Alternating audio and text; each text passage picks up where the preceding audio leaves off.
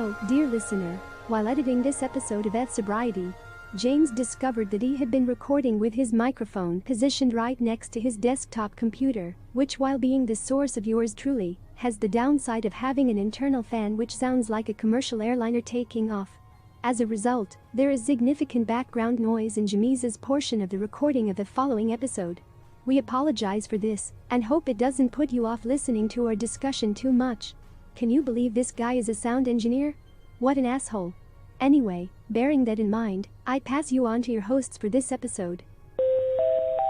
Hello and welcome to fSobriety. My name is Craig Woods, and with me here as co-host is one of my other 63 personalities. Hi, how's it going? I'm James Hamilton. I am one of Craig Woods' 64 multiple personalities, each with our own superpower and personality. Crazy Craig, as they call me. James, how have you been? I've been not bad, Craig. I've had a quietish week or so since our last recording. Well, that last recording was a bit of a monster, as I seem to recall. If anyone, I'm assuming, if anyone's listening to this, they'll at least have attempted to scale the mountain of madness, if you will, that was episode 3 of fSobriety. Those of you who are here for the Lovecraft Country chat, presumably you did wade your way through it, but the version that eventually reached your ears was a truncated version from the far too long chat that we had about it. Let's not do that again. Upon checking the recordings the next day, we recorded for 6 hours. It's that kind of dedication that most podcasters are just dropping a bollock on, if you ask me. Yeah, I mean, they're going to cancel it after like 4, maybe 5, you know. Amateurs. So, guys, today we are here mainly to talk about Doom Patrol, which, if you've listened to our very first episode of the podcast, you'll know is one of what we call our trinity of TV shows. The 3 TV shows which we've enjoyed most and which are dearest to us within the last few years. And it has just been announced today, James, that Doom Patrol is officially renewed for Season 3. I feel really fucking great about that. Sorry for the swearing, but it's Doom Patrol, so you got to drop an F-bomb. I'm super excited. It was one of the things I was it's one of the things I was most worried about in life, which is weird because you look at the world, right? I'm talking severe first world problems here. One of my biggest concerns in the world was that Doom Patrol wasn't going to get a Season 3. I believe we did address that in our very first episode, that just how much we were both very anxious about the idea that Doom Patrol might not get renewed. And I think I remember saying that, you know, if that's the worst thing that happens to us, I guess we're doing okay considering the state of the world. But honestly, hearing this news today, I cannot explain to you just how happy and relieved it has made me. And it's going to make soldiering on, I should say, through the darkness of whatever comes next in reality, that little bit easier. Yeah. If you're up to our knees in shit, we can just say, hey, got Doom Patrol coming up. Great. I'm genuinely excited. Yeah, especially considering, spoiler alert, Season 2 ended on such a cliffhanger. Cliffhanger Patrol. Yep. So, glad that at least that's going to be resolved. Yeah, I'm super stoked about it, and it's going to give us an opportunity to actually cover a season of Doom Patrol week to week, possibly. So that will be a fun thing to do, and I'm definitely going to be looking forward to doing that. Yeah. Yeah, that'll be a treat for us. That show, let me just say, is going to have to really fuck up and drop the ball super badly for those episodes to not just be filled with laughs and joy. Yeah, for sure.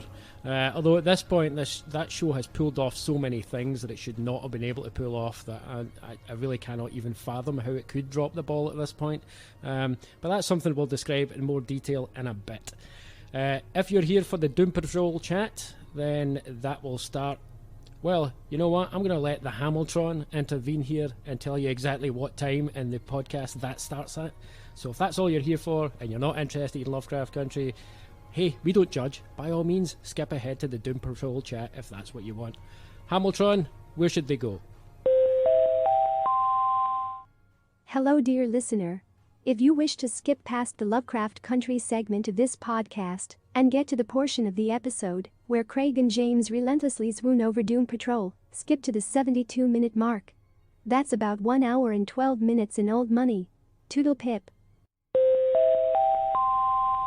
So that's all to come.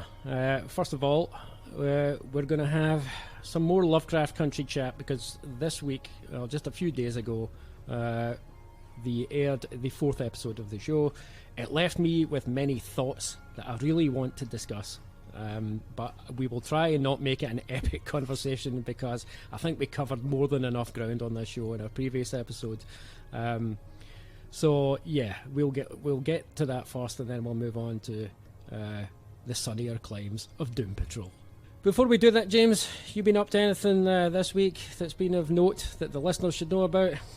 I was quite out the loop. I realised there was a new Scissor track. Oh yes, yep. Which I hadn't realised, and listened to that. Loved it. Very sexy, very cool. Always quality, peak Scissor. And I watched season 2 of Amazon's The Boys has started. It's going week to week. They put the first 3 episodes up, and then new episodes are airing on Friday. And I know that you're not a fan of Garth Ennis's original source material. I had a major bad reaction to that source material.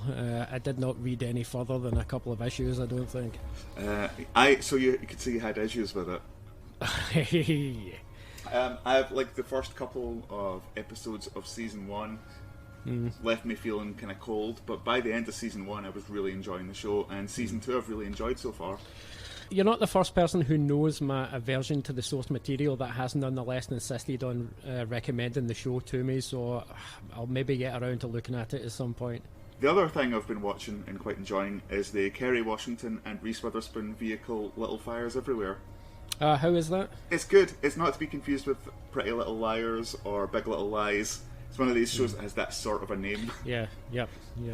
But I was a big fan of Big Little Lies, particularly Reese Witherspoon's performance in that show. Yeah, Witherspoon was a revelation in that show. I mean, I always figured she was a decent actress, but there wasn't anything in her oeuvre prior to that really made me think, man, she's actually really great. I mean, really enjoy watching her chew scenery on the screen here. That was the first experience of that type I had with Reese Witherspoon, was on that show. She was really pretty great in it. And that was amongst, obviously, an absolutely stellar cast as well. There was no shortage of great actors on that show. The Witherspoon-essence continues unabated with Little Fires Everywhere. A very elegant turn of phrase there, James. Congratulations. Thanks. Considering that I couldn't remember Reese Witherspoon's name like 5 minutes ago and had to edit out you telling me her name, I think that's well done on my part. But yeah, it's a similar kind of a vibe, maybe slightly more serious. It's lacking in some of the lulls of Big Little Lies, but again, Reese Witherspoon she's got a speed that she can go at where she's amazing, and she does that. Kerry Washington is super watchable in anything that she's in anyway. Yeah, sure. And brings her A game. Everyone involved brings her A game. It's quite awkward at times. It's set in the mid to late 90s, and it's weird because your man Pacey from Dawson's Creek's in it, but he's playing the dad of a family, so it's weird to see like a 90s icon. Man. This is one of those moments where us Gen Xers start to feel decrepit. Yeah, it's weird seeing your 90s icon being the dad. I had that experience, in fact I remember talking about this on the podcast.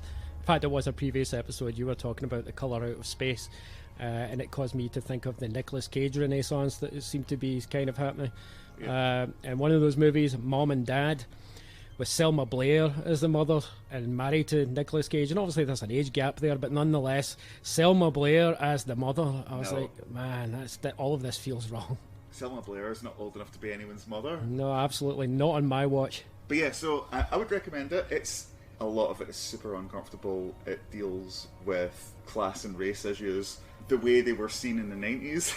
So, okay, all of the characters, or a great deal of the characters in it, have pretty 90s attitudes to these things, and it's really well written, but incredibly uncomfortable, but ultimately very entertaining. And like I said, everyone in it brings their A game, and it's worth a watch. Currently, I'm 5 episodes in, and it's, I'd say, about overall 7.55 out of 9. Sweet, and just to explain that for people who are listening for the first time, that is our Mr. Robot themed scoring system, in reference to the 5-9 hack that's an integral part of that show. We give 5s out of 9. Don't ask questions, just accept it. The most 5s you can get out of 9, incidentally, is 9.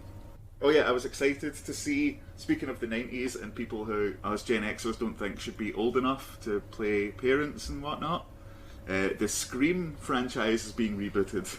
Really? Oh no, I did hear this actually. It's one of those things I did hear, then pushed out my brain, and then you've said it, and now it's reminded me. Yeah, that's a thing that says, so Scream is now old enough to be rebooted. Yep, Scream has a reboot. Most of the original cast are back, but in legacy roles.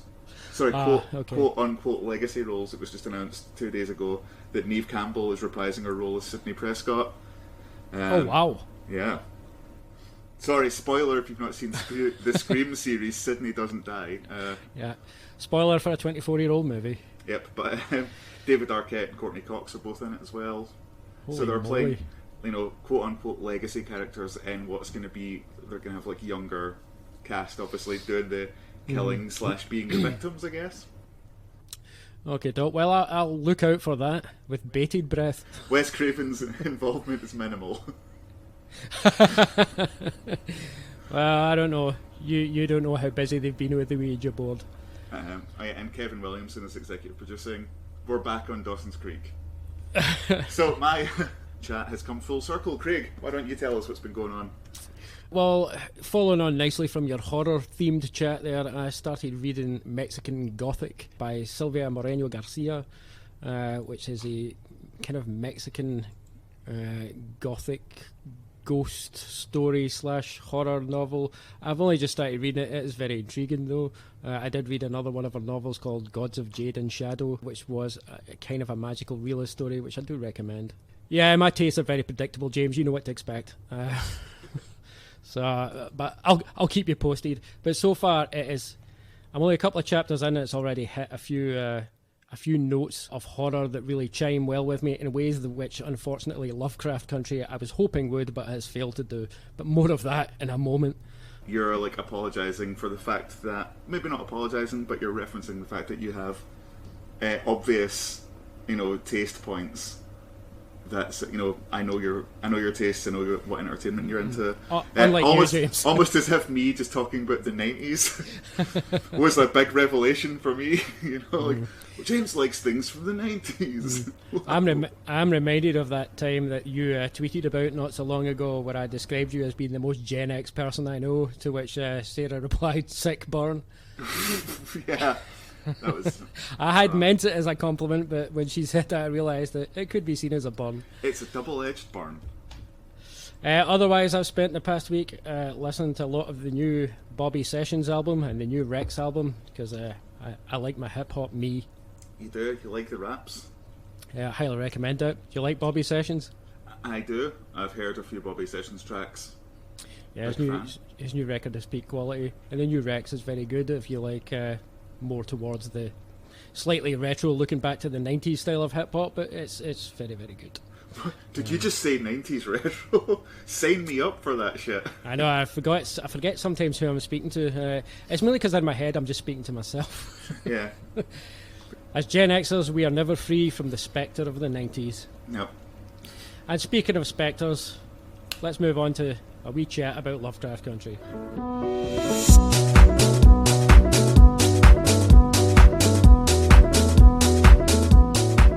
Okay, so Lovecraft Country episode 4 is titled A History of Violence, which I do like that title, albeit it has been used at least once before in a very obvious and prominent way, but it was quite apposite for the story of this episode. So it was written by Misha Green from a story by Wes Taylor. It was directed by Victoria Mahoney. Victoria Mahoney has quite a long filmography, and I will say this episode being a lot more kind of action driven. She's clearly got a flair for that kind of stuff, because this being a kind of action adventure episode by and large, it really felt stylistically very different from the previous few episodes, certainly very different from the previous episode. Just on first impressions, James, as far as that goes, how did you enjoy this episode? Before I tell you, do you have like notes of what else Victoria Mahoney's directed? I do. So she's directed movies including Yelling to the Sky. She's done a lot of TV work. She's worked on quite a lot of TV shows. She worked on Grey's Anatomy. She worked on Queen Sugar. She worked on the Netflix show Gypsy. She was also a second unit director on Star Wars The Rise of Skywalker. And so, you know, having a black woman director on one of those movies, that's quite a big deal. And I think she's clearly got quite a flair for these very kind of frenetic, very kind of action-oriented. She's good with that kind of action-oriented cinematic language, I would say, on the basis of this. Not gonna lie, I went in with very low expectations, as is to be expected after like our review of the last 3 episodes. And within, I think, the first 10 minutes, you'll remember me sending you a text message. Bitch Better Have My Money by Rihanna played, one of my like all-time favourite songs. And there was a hilarious little boy, and I was like, this is great. That seems like the mix of like comedy, bit of investigation, great music, maybe they found their footing. You felt they clawed it back a wee bit? Yep, I was starting to feel like we should just bin episode 3 of our podcast. Right, I was in a similar frame of mind. Yeah, I mean, generally speaking, I was way more positive on this episode, apart from some major problems, which I am going to discuss later on. Generally speaking, I thought the adventure vibe on this episode, way more fun than the previous episodes. And we discussed the last time, James, about how the show is essentially hopping from genre to genre by episode to episode, and in some ways how that is working against the show. But I will say this, as far as an example of the genre it was going for, was probably the most successful example of them doing that so far, in my opinion. I think the established styles of the show definitely more suitable to handling this kind of genre, where the emphasis is on the kind of sillier and, for the most part, kind of light-hearted genre elements, albeit there is a very dark story that they're telling underneath. I really dug the whole kind of the way in which it was wearing on its sleeve the whole pulp adventure, kind of Edgar Rice Burroughs, Jules Verne type thing. It was very obvious that they were going for a Journey to the Centre of the Earth type thing, or more like Journey Smollett to the Centre of the Earth, am I right? That was the best joke of the podcast. I don't mean this episode, I just mean as a whole. In totality. So that still definitely served this storyline well in a way that I think it completely failed to do for the Haunted House episode. So I definitely was feeling up on it in that sense.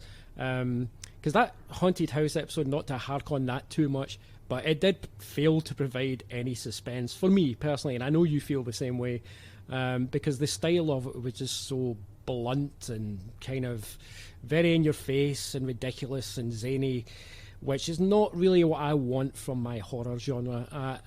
But I'm absolutely fine with it in this kind of genre. In this episode, it totally worked. I think we cannot talk about that without mentioning the fact that it is definitely exciting to see an all-black cast in this situation, in this kind of narrative, because we never get to see this, ever. I mean, this is... Bearing in mind where this genre comes from, the pulp adventure story in the vein of Journey to the Centre, in the vein of anything that, you know, Jules Verne or Edgar Rice Burroughs or any of those guys were writing, it was essentially myths about colonialism, and all of the heroes were white males who went into an exotic location. And it was always described that way, as an exotic location where everything was kind of othered, and the people who lived there were othered, and quite often were just portrayed as savages and whatever. And basically the white hero went in, had an adventure, killed some people, and stole a bunch of stuff, and then left. After witnessing a weird, brutal portrayal of Hinduism in some cases. Right.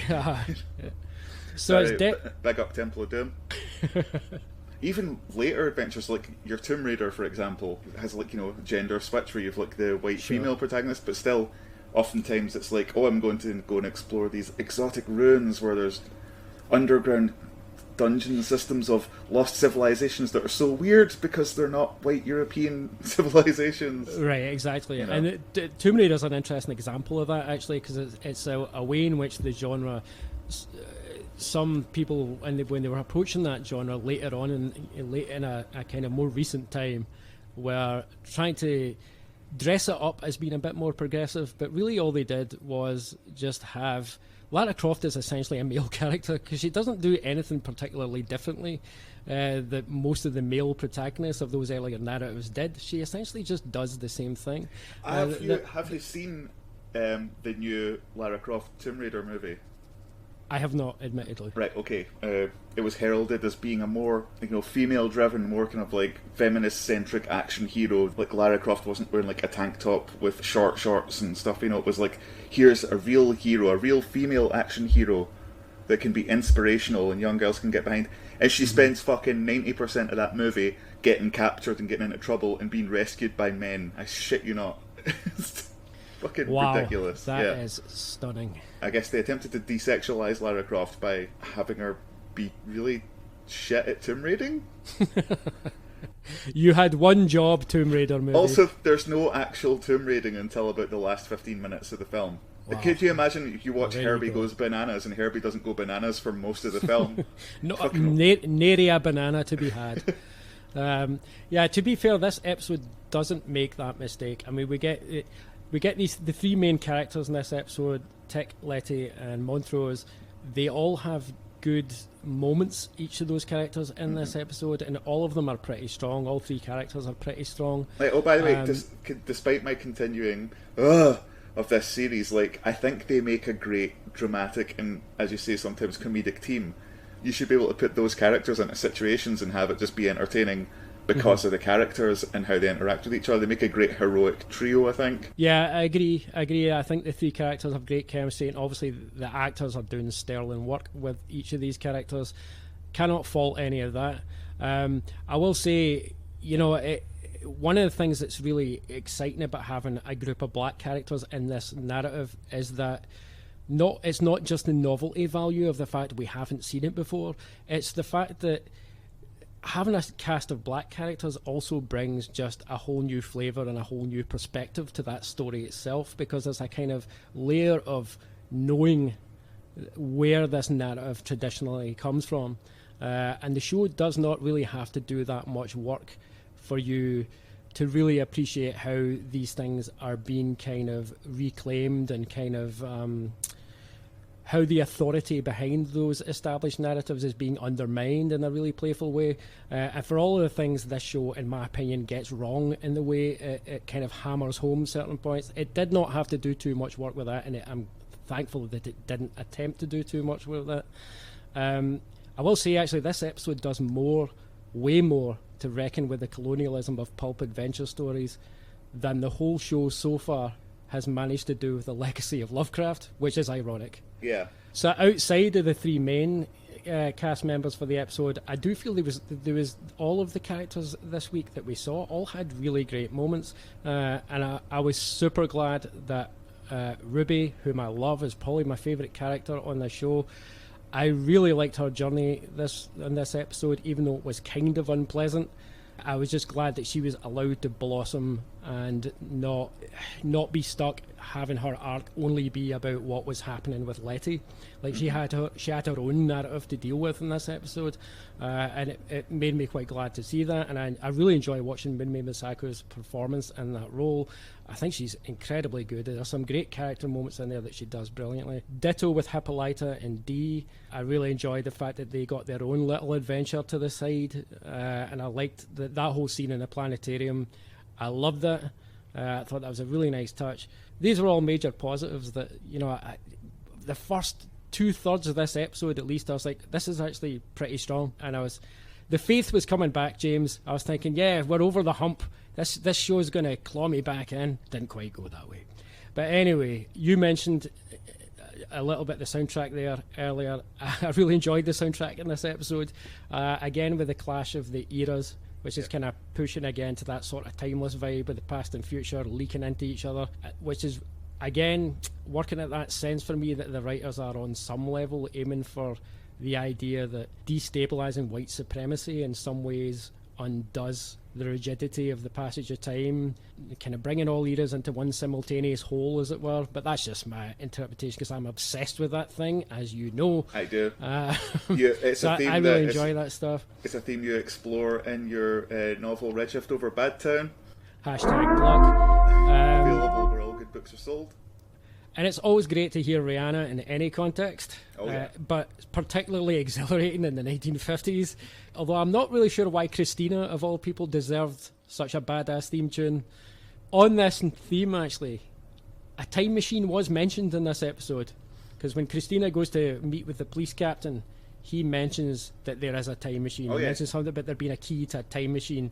And you know me, James, as soon as a time machine was mentioned, I was like, yes, here we go. I was getting quite excited about that. And I actually have a wee theory about this. I have no idea how it's actually going to pan out, but what it started me thinking about, because this is just the kind of direction my brain goes in when I get even the hint or even the sniff of a time travel story, is that I start looking for clues earlier in the story. And I was remembering the previous episode where Montrose is dreaming, talking in his sleep, and he's remembering the time that the guy with the baseball bat rescued him and George. Is it possible that the guy with the baseball bat is Tick? Does Tick somehow go back in time and rescue them? And that's what they're remembering. Because it would be a nice touch. I don't know, but it's where my mind went anyway. But anytime this is dangled in front of me, I will leap. I will absolutely leap with full enthusiasm anytime any time travel story or anything about any hint of transcending the fourth dimension, as Groundation would sing about. But you don't get that, James, because that's a reggae reference. Groundation? Reggae? Are we entering an episode of fSobriety? I think it is. Give us a reggae! Give us a reggae! Hello and welcome to another edition of fSobriety, the podcast in which I, Craig Woods, attempt to seduce James into the world of reggae, to which he is very resistant. Very resistant, unless the reggae artist in question happens to be Savannah, as we've discovered in previous episodes. Right, and that marks up a 1-0 to me so far, so let's see how we go with the second one. Now, I'm not going to lie, I feel I might be overreaching with this one, knowing how just how adverse you are to things more in the vein of roots reggae, but we'll see how we do. Well, here's the thing. Are you overconfident now with your first victory and your goal? Well, it's quite possible, yeah. This could be my Icarus moment. You flew too close to the sun, Ra. Buzzing. It's interesting you bring up Sun Ra, because part of my rationale with this is it's a wee bit more jazz flavoured, and I know that you, James, like myself, are a jazz weirdo. Yep, and I like a lot of sort of like Afro flavoured jazz as well. Okay, so this band, I'm sending you the link right now. This is a band called Groundation from California, and their music is probably best described as kind of jazz reggae. So while the strain of reggae that they're in is very close to the traditional roots reggae, there is a lot of jazz flavour in there, a lot of jazz arrangements. So I feel it could go either way. We'll see how we do. Before we begin, let's hand over to the Hamiltron to explain why the listeners aren't going to hear this track. Oh yes, good idea. Take it away, Hamiltron. Hello again, dear listener.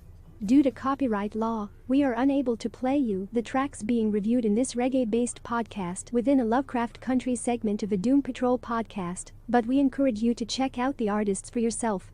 In the meantime, please enjoy the relaxing sound of this royalty-free reggae instrumental instead. So this is a track called Fourth Dimension. It is an amazing track. It is very lush in its jazz arrangement. It's got a very kind of very askew, very irregular kind of rhythm. The bass line, if you want, do you mean irregular? Insert candle after.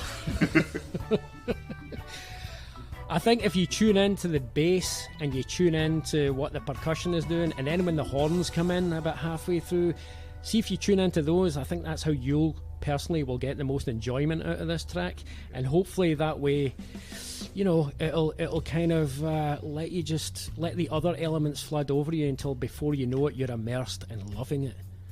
That's my hope. Okay, so here we go. I'm starting the track now. This is Fourth Dimension, featuring Apple Gabriel and Don Carlos by Groundation, from the album We Free Again. Correct. People might think that I know more about reggae than I do. I'm just reading it off the YouTube link. Here we go. There's some traditional reggae drum roll opening. So I'm listening to just so I know where you're at. How you feeling so far? Now it's got your upstroke guitar. It's got your very kind of Rastafari vibed vocal. I know those are the things which I feel like you're not particularly digging probably at this second, but just give it time. For our listeners who may not know this for some reason, I am a drummer, percussionist, if you will, professional to the point where it is my main career, and I've done a lot of it. It's an actual job. What's interesting me about this song so far is the time signature. There you go, I knew it. It's not 4/4. It is not. That's the jazz vibe, man. Is it what you expected? It's not. I can't figure out the time signature, that's something. If you can't see me, I'm just trying to count along. See, this was my secret weapon. You're going to hit me with your secret weapon, like Tanash would say. Okay, so it's 9. It's a 9/8. It's a 9/8 time signature. Very jazzy. I knew you'd figure it. Yeah, it is very jazz. Oh, that was a 10/8 there. Actually, that bar. Ooh, it's interesting me, but I don't know if I'm enjoying it. Right, okay, but it's grabbed your interest. Yeah. You're not hating it though, are you? No, you're right about the bass. Mm-hmm. The bass is good. Is that enough for you to listen to the whole thing and not hate it, or does even this intensity of a Caribbean flavoured rhythm drive you to a murderous rage? There's the horns. Yep. The horns have just kicked in. Don't think I would choose to listen to this. Right. But, having said that, I'm not going to put it off either. There we go. That sounds fairly positive to me, James. Yeah. You wrapped roots reggae in a little jazz parcel and slipped it under my door. This is how I get you. Yo dog, I heard you don't like roots reggae, so I put some roots reggae in your jazz so you can jazz while you roots reggae. Yeah, this brass run is great. Does this, however, mean that when you bring the true roots reggae, am I going to be disappointed because there's no R&B or jazz element? I think that depends how long I draw this process out. If I take the Lovecraft country approach to narrative, then it'll be over in no time and you'll be hating it by the 4th episode. If, on the other hand, I take the Twin Peaks The Return approach, you'll be going on a pendulum, swinging back and forth, sometimes loving it, sometimes hating it, but ultimately coming away saying, I'm glad for that experience, even though I'm not sure what the fuck it is. I'll say that was an 18-hour reggae movie. It's the only way to look at it. Okay, so I'd say in the style of Britney Spears, Oops, You Did It Again. Sure did. And that's going to be, I will give you a success on that. Okay. How many 5s out of 9 does Fourth Dimension by Groundation get on the Hamilton scale? 4.5, 5s out of 9. Okay, that's slightly disappointing, but it's still better than I might have expected. Yeah, it was good. It had moments going for it. It didn't grab me and shake me and. Well, you're not going to shake your booty. booty. That would have been fucking weird. It would have been. How does one shake one's booty to that kind of time signature? You're the drummer. You tell us. With great difficulty. And that wraps it up for another episode of fSobriety. Toodle pip. Give us a break!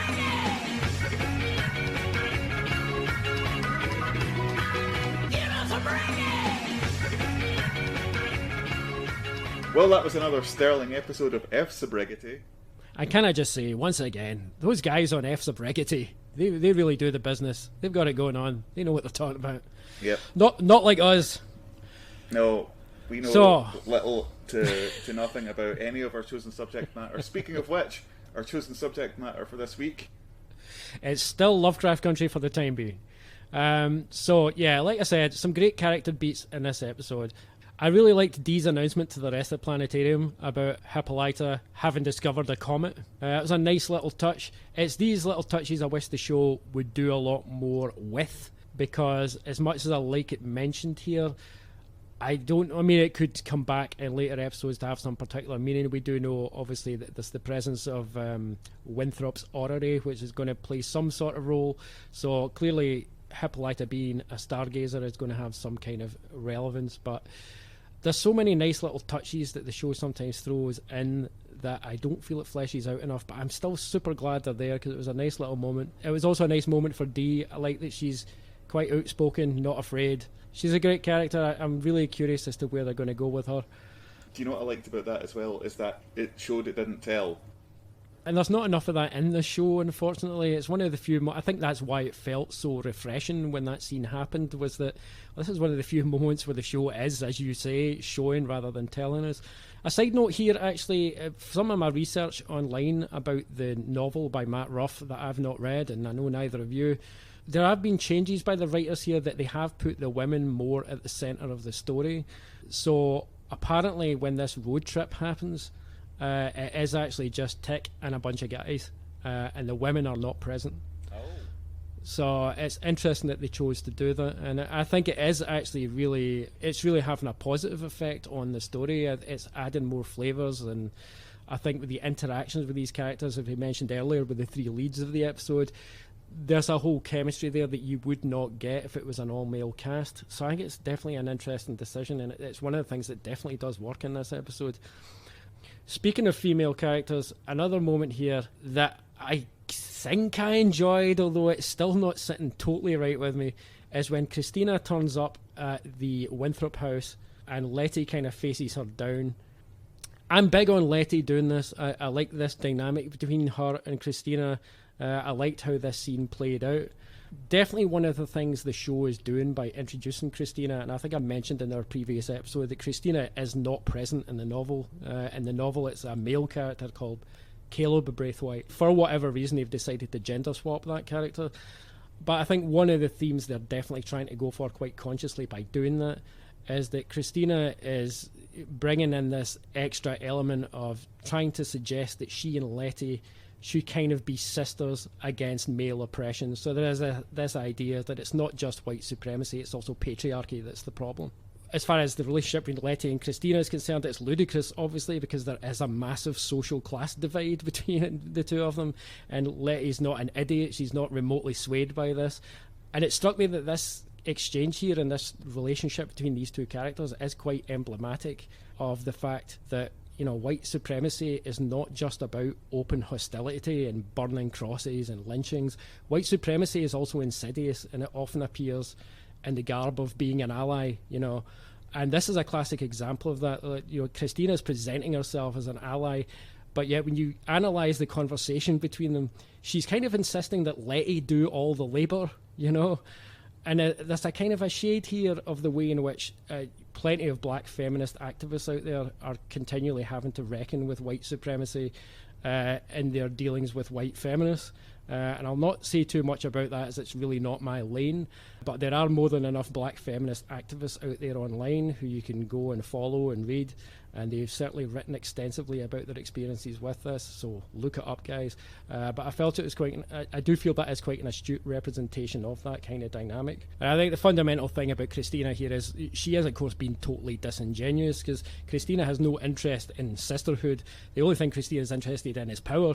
She just wants to be at the head of the powerful clique that her family belongs to, and to which she's excluded purely on the basis of her gender. She wants those spells, man. She wants those spells, exactly. So the tensions between the characters, that's something I really enjoyed in this episode. That there's a lot of tensions between Tick and Montrose, between Tick and Letty, and it did. The episode did that classic thing when characters are in this kind of situation of duress and stress where they do start kind of sniping at each other. And I think this show sometimes there's a bit too much of that, but in this episode I felt that dynamic actually worked quite well, and I like the way that we really got the sense that Montrose, even in his I think he is genuine in his concern for Tick, but he is also manipulating Tick to act in ways that are not necessarily beneficial to Tick, and certainly not all that beneficial to Tick's relationship with Letty. And interestingly, this is the second time now we've seen Tick be kind of propelled into action towards Letty by another man. And I think we glossed over this in the previous episode, but in the scene in the haunted house episode before Tick follows Letty into the bathroom and they have the sex scene, there is what I thought was a really kind of gross scene with the other guy whose nickname is Tree. It's that classic thing of two men kind of debating their ownership over a woman, which I always find a bit kind of gross, particularly in the 21st century.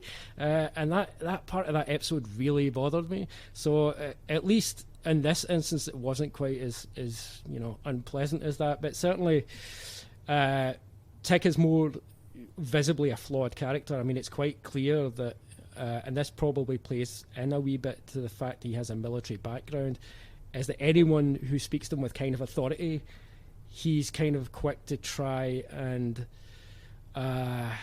what's the word? Like, he has to fall in line with that authority and perhaps behave in ways which maybe are not that beneficial to him. He has to conform to authority. Conform, there you go, that's the word I was looking for. Too many sips of Malbec this evening already. So yeah, and it's interesting as well. We see now. How did you feel about this? Because I have some feelings about this. Tree plants the idea in Tick's head in this episode that Montrose might be gay or bisexual, and Tick seems to take it on board as something to think about. And here's the thing: it could be true, and there is some evidence to back this up, because at the start of this episode, when Montrose wakes up and he burns the pages of the book, we do hear little snatches of memories, of Montrose's memories, and it sounds like his own father abusing him for preening and for wearing a flower in his hair.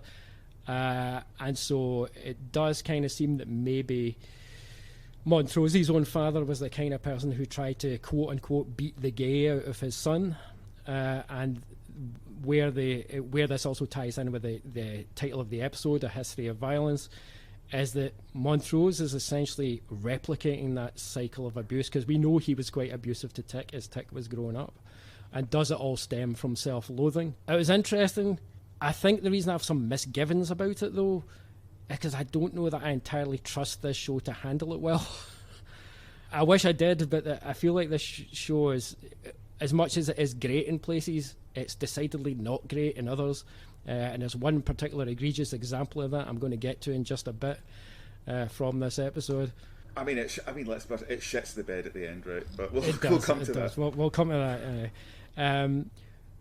On that theme, though, Ruby, she has an interesting journey this episode, and I absolutely loved Wunmi Misaku's performance in this department store scene when she goes to apply for the job, but then her heart sinks when she sees that there's already a young black woman sales assistant, and so she immediately knows there is no hope that she's going to get a job there, because they already have their one token black girl working at the sales counter.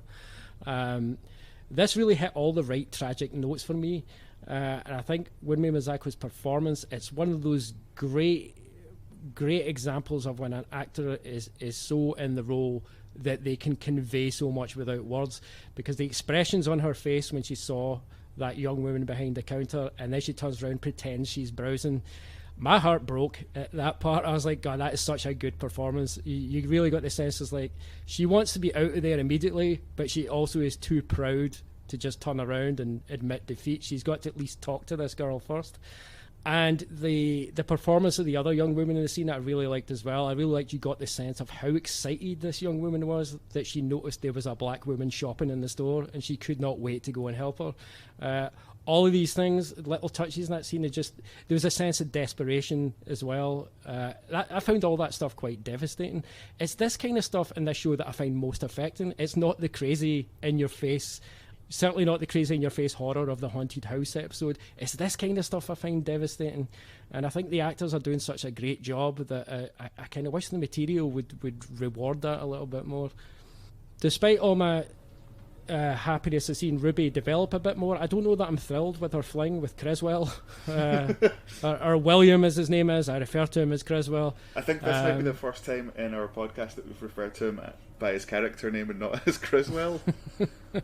I recently discovered that Criswell is played by a Scottish actor, so there you go. He's one of ours, unfortunately. No, fair play to the actor. The actor's doing a great job. He is doing a good job, for sure. But man, he's such a creep. Yeah. But Ruby's rationale for ending up in this kind of tryst with him, really well written, really well played. I believed all of that stuff. You really got the sense of just how sick and tired Ruby is at this point. And she actually, even though she's essentially been manipulated by Criswell here, she has full agency, and I don't think she doubts she's being manipulated in some way. You know, she's no dummy, Ruby. I think that the show's made that clear. She knows this isn't all above board in some way, but she's kind of past playing by the rules. Yeah, like her speech in the bar that she gives about essentially like white men fetishizing black women, like speaks volumes for. She knows what's going on. She's 100%. You know? Yeah, she's 100% aware. Yeah. So we've covered most of what I think is positive about this episode, so we're going to have to talk about what I think are some of the persistent problems with this show. And I think my major persistent problem with the show is it never really lets the audience do any of the work. And you kind of touched on that earlier. Now, not only is the dialogue constantly packed with unnecessary exposition, but there's just generally far too much telling and not enough showing.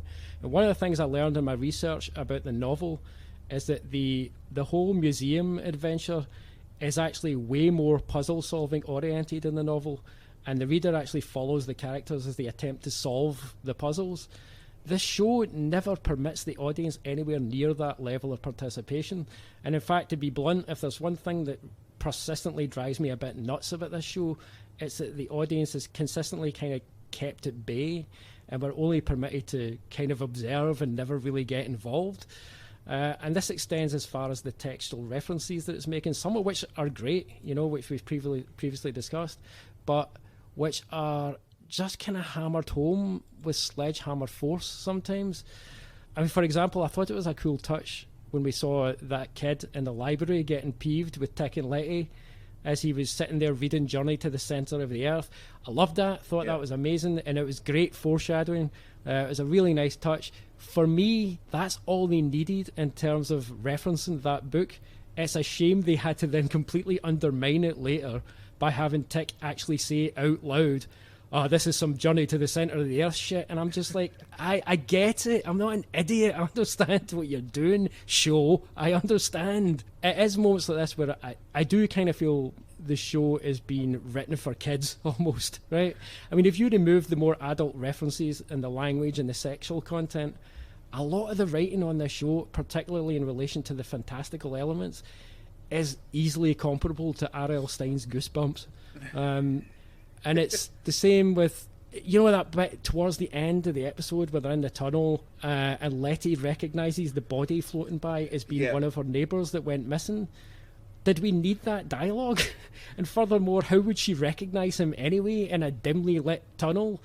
And she only saw him from a distance previously when he was one of many people who was putting bricks on car horns. I'll tell you why. Because she rolled high on her perception check. That was a Dungeons and Dragons drop. First of all, gay. Second of all, stupid. The latter third of this episode, a lot of it reminded me of a Dungeons and Dragons adventure, and honestly, I was there for it. A lot of the silliness, I was able to overlook. A lot of it just was like, you know, this is stupid and hand-wavy. And there was elements like when Montrose somehow makes that jump onto a plank that's disintegrating and Montrose and Tick don't fall into an abyss. Because I'm like, yeah, man. It's no, listen, those parts I'm actually okay with, because like you say, I was totally 100% into the daft adventure vibe. That part, I mean, I don't mean to get hung up on the detail about Letty recognising her neighbour. Why did we need that even to be pointed out? It's just another example of the show just pointing out things that don't really need to be pointed out. I think there was a reason that her neighbour was there. That was a hand-wavy way of explaining how they got out. Sure, no, I get that. It's like, I guess this elevator is connected to her house somehow. magically, and that's why her neighbour's here. Sure, I completely get that, but I just think that could be better served simply by showing us the elevator. I don't know that we needed to see, but it's a small quibble. It's a small quibble. It's just by and large, it's just part and parcel of the way in which I just feel like the show is not letting the audience take part in the story, and I feel like it's doing a disservice to itself and to the audience by doing that sometimes. It makes me feel bad for the characters though, because like they could have just got in her elevator and magically gone to the fucking crypt just from her house if that was the case. Just gone that extra floor down. True. Yeah, no. To be fair, I actually quite liked it. I liked the idea that they could have just taken the elevator down. That was actually a nice touch. But I mean, it's not the only way this show treats its audience like kids. It's also quite often filled with not so subtle cues to elicit specific reactions in a way that's like almost vaudeville. Like I'm thinking of, for instance, the scene in this episode where all the different characters are turning up for the road trip uninvited, and there's all this back and forth accusatory looks between Tick and Montrose and Tick and Letty, and there's the jaunty music playing on the score, which, you know, they might as well have just supplanted with a canned laughter track, to be quite honest. I mean, it's just really hammering it home that, hey, this is where you guys laugh. It's like, I mean, it would have been funny enough without you know, all the kind of forced emphasis on it was just a bit too much for me. I don't know, how did you find that? I thought that's not what I really had a problem with the episode. Do you know, it's weird, the more we're talking about it, the more I'm like, I think I enjoyed more of this episode than I remember. Thinking back on it, I don't think episode 4 was as bad as I thought it was. I mean, don't get me wrong, the ending was like, but up to that, man, I could take that level of unsmart writing where the writers are clearly slapping it, or maybe it's the director, I don't know, whoever is slapping themselves in the back. Come along, viewers, this is a comedy moment, you know, and just doing like really dumb, honestly, just like brainless dungeon delving, which, fuck, I'll watch anything with that shit in it. Yeah, fair enough. I think I quite enjoyed episode 4, Craig. Yeah, well, I quite enjoyed it with up until the exception of the Marilyn Manson drop. You know? Without the ending of this episode, I would be completely willing to gloss over any of the other negative things I've said about it, because I think the good parts of it were more than strong enough to have carried it and made me come away going, that was a good episode of television. Using Marilyn Manson was unforgivable though for a second time. Right, and once David Lynch has used a song, there should be a law that you can never use it again. Because I could not listen to that song and not see that scene from Lost Highway. Yep. Also, to be honest, other than Lost Highway, there is no example of Marilyn Manson being used on a score of anything that does not take me right out of the narrative. Look, I'm just waiting on episode 5 of Lovecraft Country to do a Rammstein drop. And then fucking done. Yeah, followed by the synth era of Smashing Pumpkins. But yeah, fair enough. I mean, maybe it's a small quibble about the kind of what I identified as the vaudeville quality, but for me, it's still there. It's not something that's ruining the show for me. It's just something I noticed. I'm like, come on, man. But it relates to a broader problem that I do have, and it's that all these great ideas and little touches in the show that could be great, but not a single one of them is ever allowed to breathe properly. I mean, for the love of God, let these ideas breathe. It's like the frenetic pace and the bombastic style just constantly undermine these subtler nuances, like even in the actors' performances. The cast are doing so much great work, but most of it is kind of swallowed up and swept aside in the show's torrent of endless madness.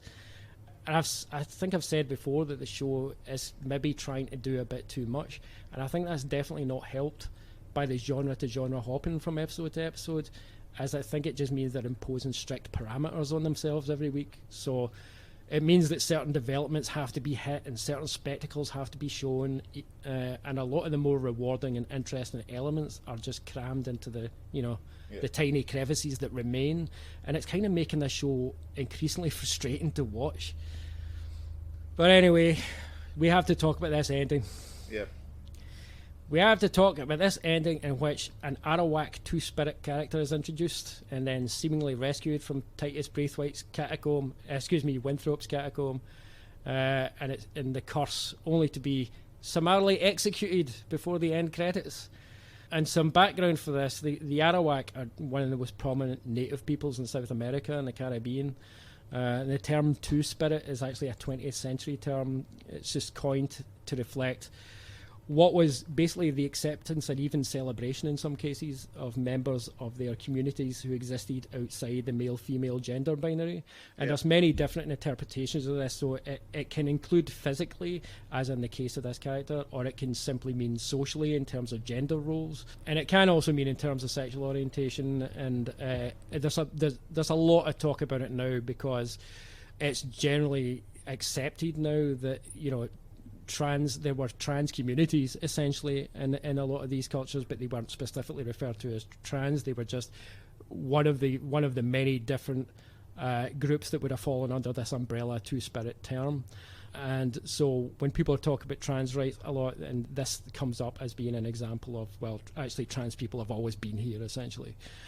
So the reason I'm bringing that up is because this is a really problematic thing, because I do feel that this character is definitely an avatar in some ways for those conversations about intersex people and about trans people and about people who are not members of the cisgender binary. The character here, Yahima, we learn is their name, clearly intersex, but the fact they describe themselves as two-spirit immediately signifies to me that the writers want us to be thinking in broader terms as being representative of the non-cis, non-binary community. So on that basis, why did they introduce this character only to have them graphically murdered at the end? It strikes me as strange, deeply unpleasant, and I'm saying this in the context of how respectfully this show has otherwise dealt certainly with black trauma, and that it's refused to revel in the deaths of black people in the way that a lot of horror does. And I can't help but feel that the show is at least making some kind of deliberate pushback against the way in which black trauma is continually served up as entertainment in our culture. And it's done a pretty decent job of that. So I'm confused then as to why they chose not to show the same care here. And incidentally, it is important to note, and this is really important to note, this character does not appear in the novel. So they have deliberately created this character only to have them killed in this way. Now, with all the social awareness this show has demonstrated, I'm afraid there's really no way anyone can convince me that this character was not in there, as I've said, as an avatar for the trans and non-binary community, and that they were really trying to make some kind of statement with this character's appearance and their death. But the handling of it was honestly just awful, and it really actually elicited an angry reaction from me. Another problematic element was just how the intersex nature of the character was basically entwined with the magic, weird vibe in the presentation of it. So they, and I'm using they as the pronoun because I'm not 100% sure what the pronoun would be, so I'm just using they to play it safe, but they were essentially more enigma than they were human, and we kind of get that full frontal nudity presented to us in a way that just seemed like it was there for shock value, and just so that Montrose could ask, "What are you?" And I was like, "What?" Yeah, that was what I like to refer to as an HBO moment. Right, an HB bra moment. And also there's the anti-Indigenous aspect of it as well. I mean, how many examples can we think of Indigenous Americans with full agency as characters in our TV shows and who aren't victims? Because I can think of very, very few. And we're still living in a world where trans people, and again, the intersex nature is a conflation, but it's one I'm going to reiterate because I think it's a strong case that I feel the show is making that conflation. And Indigenous people are subjected to real-life violence born of bigotry on a daily basis, and trans people and Indigenous people turned up dead daily as a result of that violence. So why is this show introducing this character who's more of a non-character with all of these things coded onto them, only to replicate that violence without even giving the character any identity beyond their otherness? That is a huge problem for me. Yeah. I mean, what does that character do? Get punched and get killed? Mm-hmm. Yeah, the punching as well. That was so vicious, that part of it. I was like, man, no. Like, I get it's a horror show. I get that there's supposed to be disturbing elements. That's not the issue. It would be fine if this character had actually been fleshed out in some way. Even if we got to spend a whole episode, one whole episode is all I'm asking with that character. Even if we'd got that, or even if there was one other character that was in the same category who was present on the show, and maybe that'll be the saving grace. Maybe the show will give us another character that will somehow, I don't know how, but let's say that there's some way they can put another character in here that can redeem this in some way, but that's the only way I can think they can do it. And I was hugely disappointed and hugely angry by this development, and I just cannot for the life of me understand why they chose to do this. I would like to mention at this point the Lovecraft Country Radio podcast, which is the official podcast of the show.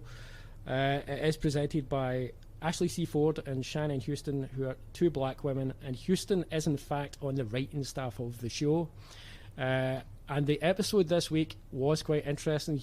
Houston said the episode title was meant to reference not only the history of white supremacy and colonialism, but also the micro-history of violence within families, and how the abused or the oppressed can sometimes become an abuser or an oppressor. And she heavily hinted that this is basically Montrose's journey throughout the series.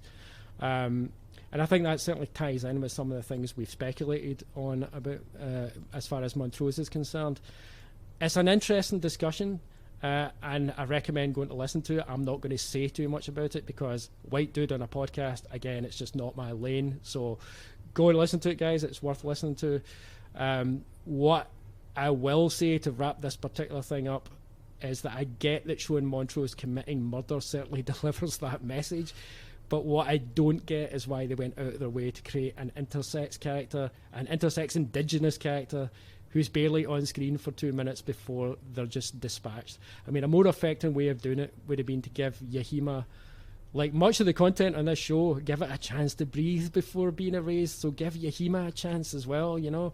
And maybe this might be where you can accuse me of reading way too much into this, but it occurred to me there might be a grim joke here on the part of the writers, because we commonly call characters who are kind of non-entities that don't have any agency, the common term for it is a cipher. But of course a cipher is also an algorithm used to decrypt code. And Yahima was literally about to translate the pages of the Book of Names, which is apparently their only purpose. And it makes me think, are the writers of this show making some kind of sly, knowing entendre here about having written a disposable cipher character? Because they could see this character could easily have just been an object, because that's essentially all they treated that character as anyway. It could have just been a magical Rosetta Stone that they dragged up. Incidentally, final note on this, it does chime with a realization I had this episode that Christina and William are the same person, because we never see them together, and there is that scene where Christina leaves the car when she's being pursued, and then William Criswell makes his entrance from the opposite direction, and he kicks those guys. He says, "I predict that in the next 2 minutes I will kick your asses," and then he does the proceeds classic to kick. Criswell. Which is a weird point. At that point, you don't know who to cheer for. Exactly. But it makes me wonder if this show's entire perspective of anything outside the cisgender binary, whether literal in the case of Yahima or metaphorical in the case of Christina/Criswell, is intrinsically tied up with the sinister and the magical and the weird. Like that's the only way they can think to portray anything that exists outside that binary. If that's the case, man, it is weak sauce. It really is. If they're going to go that direction as well, I mean, Buffy already did that. Shout out to another podcast, the post-show recaps Lovecraft Country podcast has been quite interesting. And this week, one of the hosts, LaTonya Starks, made some really good points about the problematic nature of creating a narrative wherein a cast of characters from demographics that are often othered in society are given full agency in a story, but are otherwise replicating the same othering and violence against other demographics that are routinely othered, and that this is inherently kind of reactionary, and it's really just results in replication of abuse that in no way challenges the status quo it purports to. LaTonya Starks is a black woman, and she makes a lot of great points on that podcast. Again, I'm not going to go any further with that, but I suggest you listen to what she has to say. I mean, it could be the intentions of all of this were much purer, however, and like anything in this show, it just was not given space to evolve properly. It certainly wouldn't be the first time the show has been guilty of that. I mean, I noticed this week as well, we got another appearance of Bobo, who is essentially Emmett Till, as we discussed on a previous episode. It reminded me of something I didn't get around to saying in our last episode about the mention of Anarcha and the evil scientist. And if you want to know what I'm talking about there, just go back and listen to our previous episode, because I cannot reiterate it all, or we will be here all night. But as great as these references are, I'm not sure these victims of real-life atrocities are particularly well served by their names and likenesses only being used to facilitate this kind of schlock horror hokiness, with no further context given to their appearances. I feel like the show needs to be a bit smarter about that. Incidentally, though, I mean, a more affecting choice for the previous episode, now that I've mentioned it, would have been for the victims of the scientist of Winthrop to have been black women who are subjected to gynecological experiments, because that's a very real horror for black women in the USA historically. And I think that would have been way more affecting, rather than the cartoonish Frankenstein creations that we ended up being witness to, that really just obscured the names of the real-life victims. So, I don't know. As far as the Emmett Till thing goes, we did see him again this week. Maybe we'll see him again. Whether they deal with that differently, I guess we'll wait and see. Yeah, Craig, that would have robbed us of Babyhead, though. Yeah, where would we be without Edward Babyhead? But as with all the other references to black history and culture, as cool as so many of them are, I do just find myself wondering what worth they really have if they're only inserted as Easter eggs and not actually given a larger context. I feel like they're put in there as underlines to, this is the period that this is taking place in. This is the place this is taking place in. Look, there are historical signposts. I mean, to sum up, I am going to be continuing with this show to the end. I think it's still interesting enough. I think it's serving a positive purpose on more than a few fronts, even if it's getting a few others horribly wrong in the process. I mean, all in all, as I said before, I'm really glad this show exists. I'm really glad there's a large audience out there who seem to be really digging it. It just sucks for me that I'm not one of them. I mean, in the end, I think my criticisms of the show can really be boiled down to it seeming to a little bit ambitious for its own good, and considering the ground it's attempting to break, that's perhaps inevitable.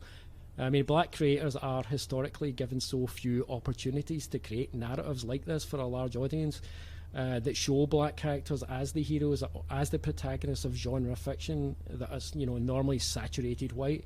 So as a result, I suspect every single member of Misha Green's writing staff has came on board this project with like compendia of ideas and situations and genre elements they all wanted to explore. And this, I guess, probably results in a lot of the subtle references to black history and culture being a wee bit kind of shoehorned between and ultimately obscured by some of the Goosebumps quality phantoms and Sabrina the Teenage Witch-esque force field spells that perhaps not surprising. Maybe it could not go any other way. I mean, the more I think about this show and the more I analyse it, the more it seems obvious that the writers have been a wee bit overwhelmed by the possibilities of what the show could be, and they've kind of just fumbled a little bit when it comes to refining what it actually is. But hey, man, I'm just one other white dude on a podcast with an opinion. I don't want to be sitting here picking apart an HBO show that has a black female showrunner that's clearly attempting to do some groundbreaking things. If we were enjoying the show more, it would not be problematic to talk about. But as it is, I feel like the only way I can continue to comment on this show is if we get someone else on here as a guest who is a person of colour to provide their perspective. Because ultimately, despite my misgivings about it, it still makes me enormously happy the show exists and it's doing well, and it's hopefully going to result in opening the doors for more diverse storytelling on our screens, both in genre shows and otherwise. And you know, I would like to be able to bring more of that kind of perspective and that kind of enthusiasm into any discussion we have about it. So unless we can bring another voice like that into our podcast, I think unless there's an uptick in my enjoyment of the show, I don't know if it's appropriate for me to continue with it. But I don't know how you feel about that. No, I think it's. I think while we might both have like legitimate criticisms of the show, on the one hand, no one wants to listen to a podcast full of two white guys complaining about TV. They might want to listen to two white guys filleting TV creators that we really love, but they don't want to hear us bitching about TV. And again, from the other side, we're also complaining about a TV show which is attempting something grandiose, exactly, in scale, in representation of non-cis het white male perspectives and attitudes. And I think it might sound a little cheap if we're sitting picking it apart, because they probably should have explained how they got out of the cave or something, you know. So until totally. we're either at a point where we want to just absolutely go ham on the creators sexually, like we do with Sam Ishmael, or where we have someone is more appropriate, you know, and has a better insight into the issues that the show is bringing up, it's probably going to sound like a little crass if we continue to bring it up. That's definitely where I am at with it, and you know, I'm not throwing off the suggestion of getting someone in flippantly. I would be really stoked if we could do that. I think it'd be a really worthwhile thing to do, and I'd be excited about that. But I don't know if we're going to be able to do that, and I don't want to make any false promises. So for the moment, I think, yeah, this wraps up Lovecraft Country for me for the meantime. As I say, we're going to continue to watch, and we may come back on it if we begin to have more of a positive feeling towards the later episodes. But for the meantime, it is what it is. I will say, though, whatever my criticisms, I hope listeners realise I'm 100% sincere in all my positive comments about it. And I have to say that even when this show is at its worst, it's still nowhere near the worst thing I've watched this year.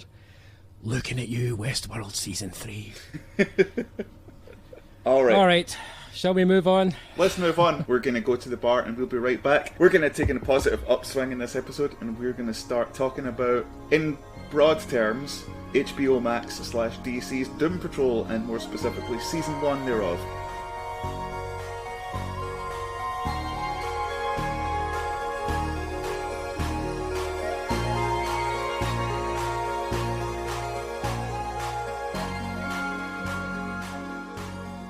How was your trip to the bar? What are you drinking? I am back on D. Malbec. Tonight I am drinking Bodega Norton Barrel Select Malbec from Argentina. This one, by the way, listeners, actually is from Argentina. I was going to offer you the chance to retract your episode 2 wine. Not like the previous Argentine wine I mentioned is actually from Chile. Full disclosure, listeners, episode 2.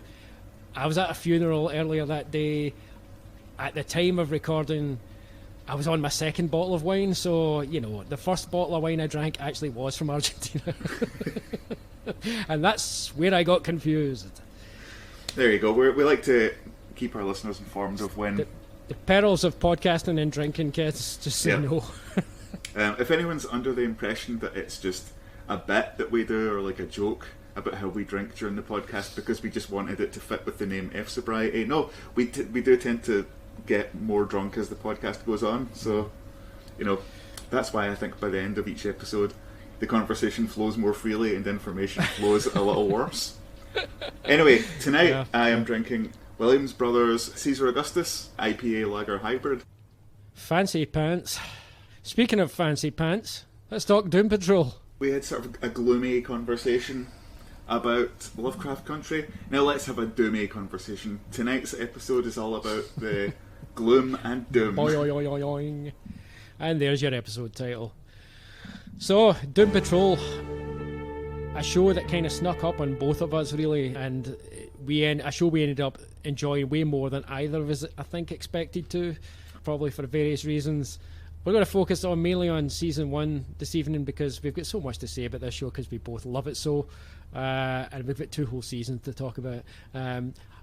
Who knows, maybe in the future we might do an episode by episode, because God knows that show is good enough and entertaining enough that we'd be more than happy to do that. But given we're also committed to our Mr. Robot rewatch, we'll see how things go. We will.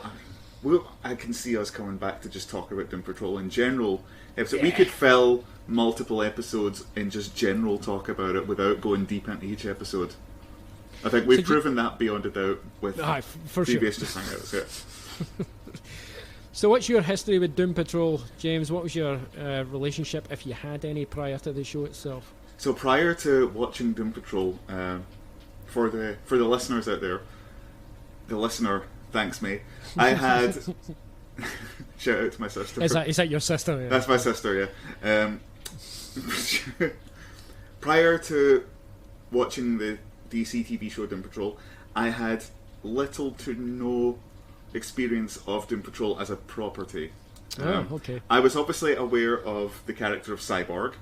Cyborg has appeared, I think, in nearly every DC either animated or film property that I've watched. So obviously there's a Cyborg in Justice League. He's the Wolverine of the DC televisual universe. Yeah, Cyborg's in Justice League. Cyborg is in Young Justice, a different and far superior iteration. And then, so honestly, my first impression was like, oh, cool, Cyborg's in Doom Patrol. More Cyborg, yay! And obviously, Cyborg's fucking amazing in Doom Patrol, right? But up until that point, I had not heard of any of the other characters that were in Doom Patrol. Wow. I didn't know what it was. I've never been a big DC Comics guy. Interesting.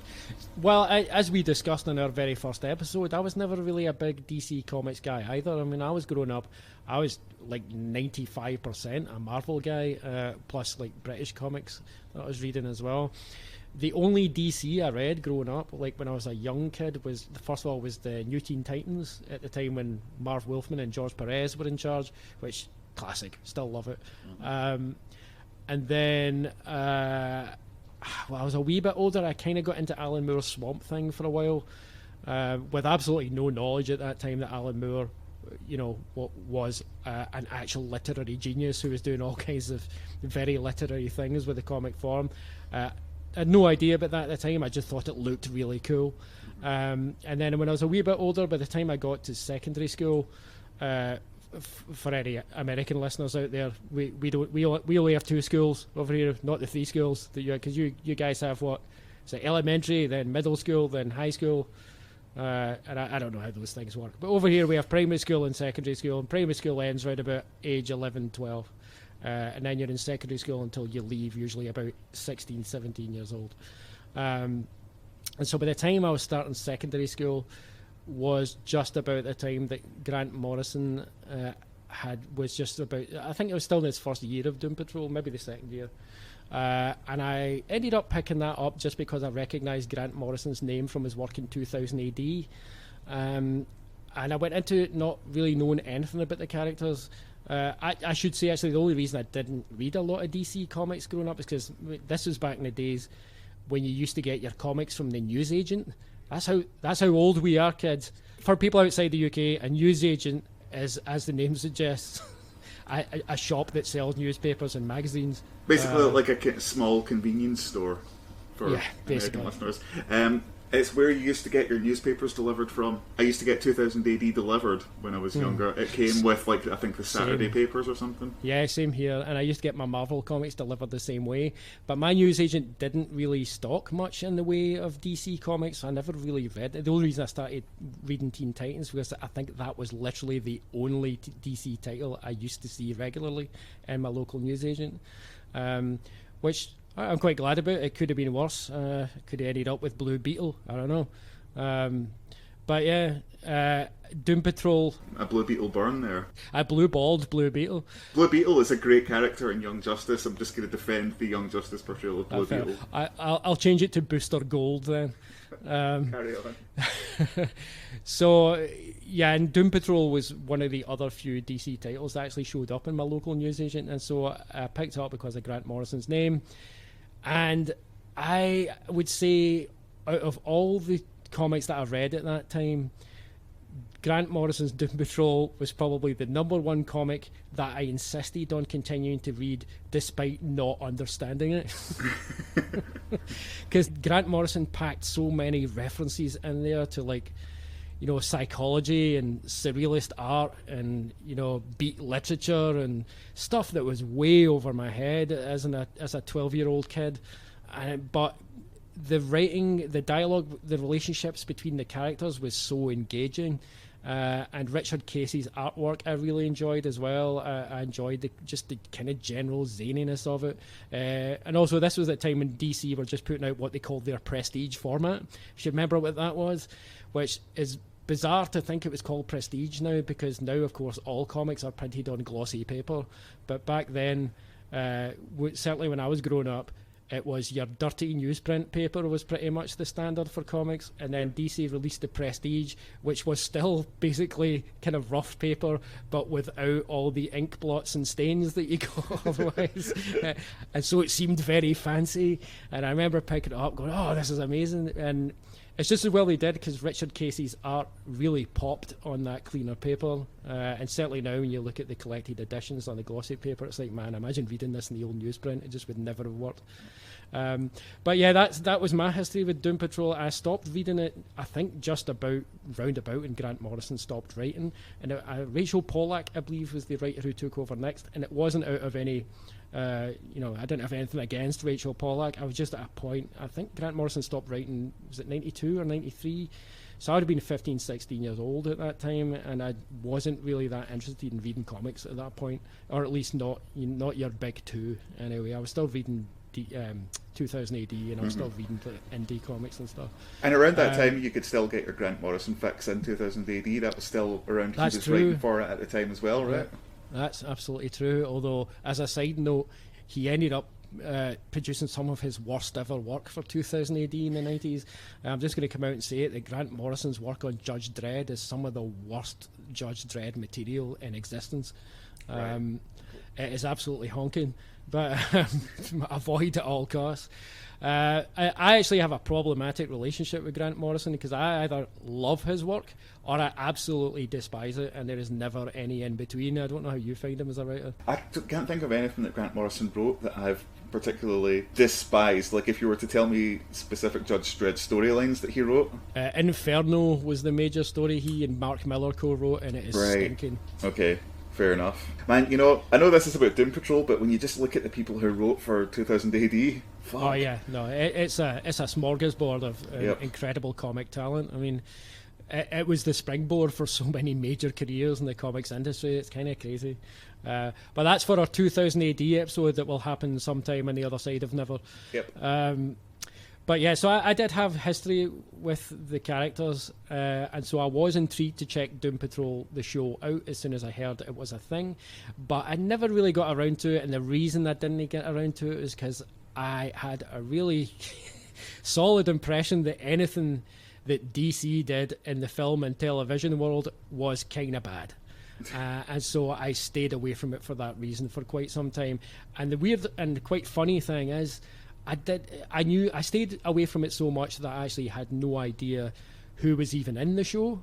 I don't think I even saw any images from the show. I somehow managed to avoid it completely for a solid, 7 or 8 months. And then it was probably about that length of time, and then suddenly I just thought, I was looking for something random to watch, and I was like, so there's that DC Doom Patrol show. Maybe I should give that a chance. It's probably going to be pretty bad. But hey, I've got 2 hours to spare. I'll watch the first 2 episodes. So I watched the first 2 episodes legally.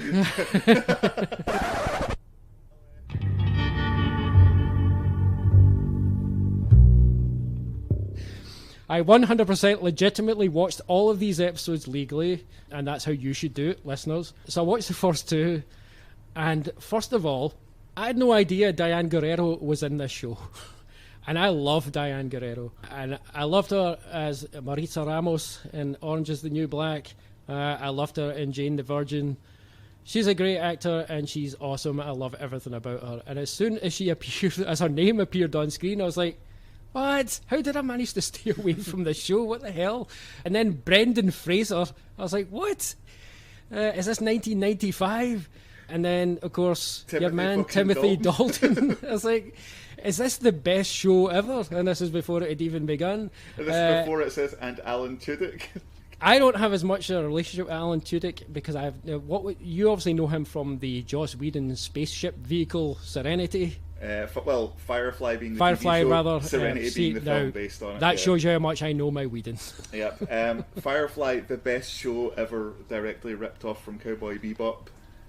I was disinterested in Doom Patrol, I can't even think. I think partially because I just never heard of it, like as a title.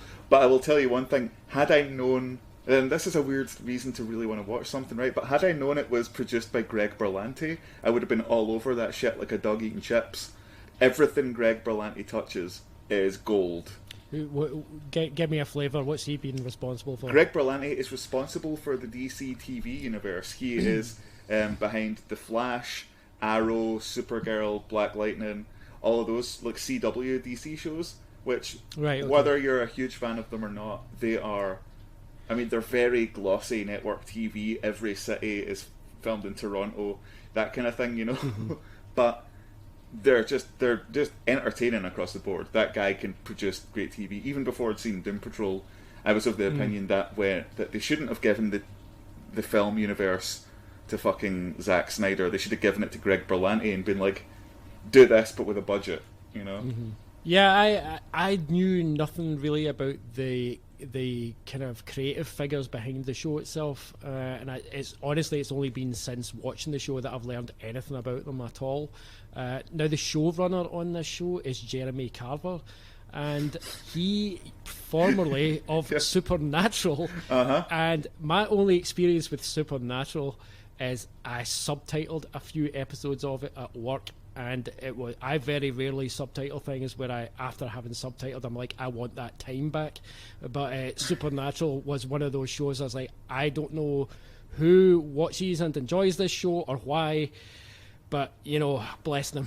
Supernatural is one of the longest running TV shows in America. I did not know that until after I'd worked on it. I looked it up. It's like, apparently it's been going on since time immemorial. I'm like, how in the hell has this show been on that long? Yep. I think if I'd known Jeremy Carver's pedigree with Supernatural, it might have really put me off ever watching Doom Patrol, but thankfully I did not know that. So 2 episodes in, I remember messaging you actually saying, okay, I'm 100% don't know what this show is at this point, because it is not only confounding all of my expectations, but it just seems to not be operating on the same planet as any other comic book show. And it was so, I think I remember saying to you that I was not sure if I was even enjoying the first couple of episodes, whereas now I look back and I think, oh, of course I was, because they're hilarious all the way through, and the characterization is so solid. Everything about those first 2 episodes is great. But I think it just caught me so completely off guard that I was just like, I'm not ready to actually digest this right now. And I remember messaging you going, I'm not sure about this. I'm going to keep watching it though. And then like a couple of episodes later, I remember messaging you again going, dude, you need to watch this show. Yeah. This is the best thing on television. I'm going to be honest, I thought you were being slightly hyperbolic at first.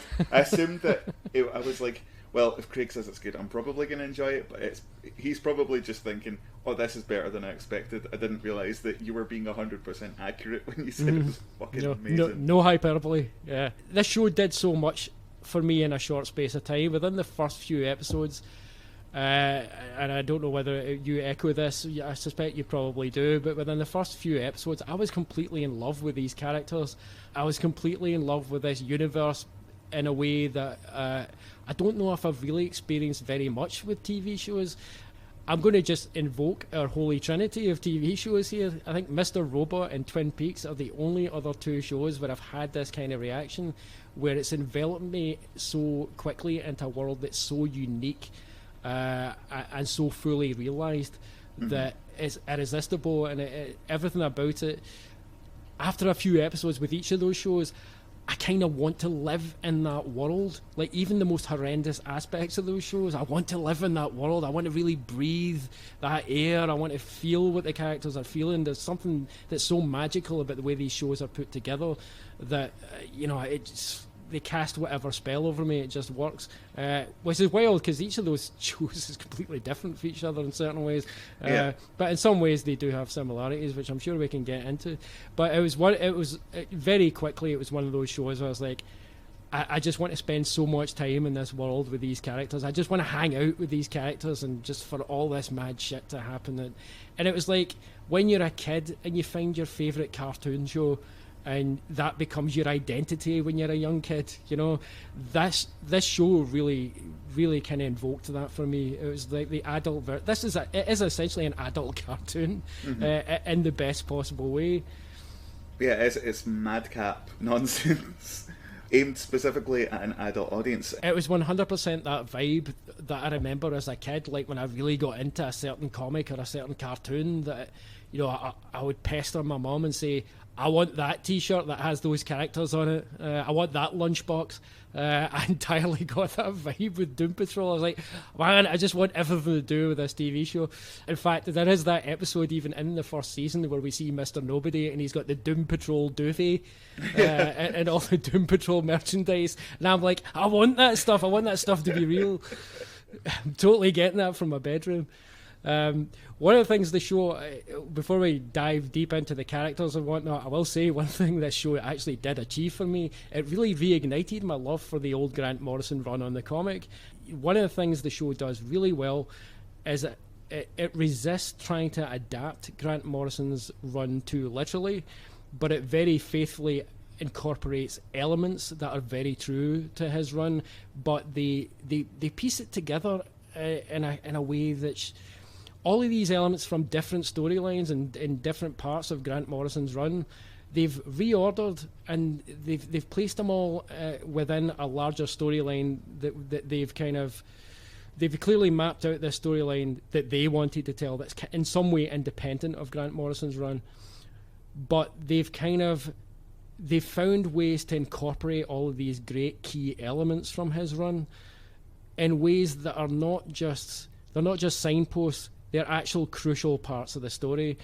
And that for me is incredible because Grant Morrison, I think it's fair to say, is a pretty unique writer and a pretty difficult writer to adapt because, first of all, his ideas are often so off the wall and you quite often don't see the logic in Grant Morrison's stuff until the story has been running for quite some time. The logic reveals itself at its own pace, and there's plenty of madcap, scenarios that he bombards you with in the process. It's very, very difficult to map as you're reading it. It's not till later you go, okay, now I see how that all fits together.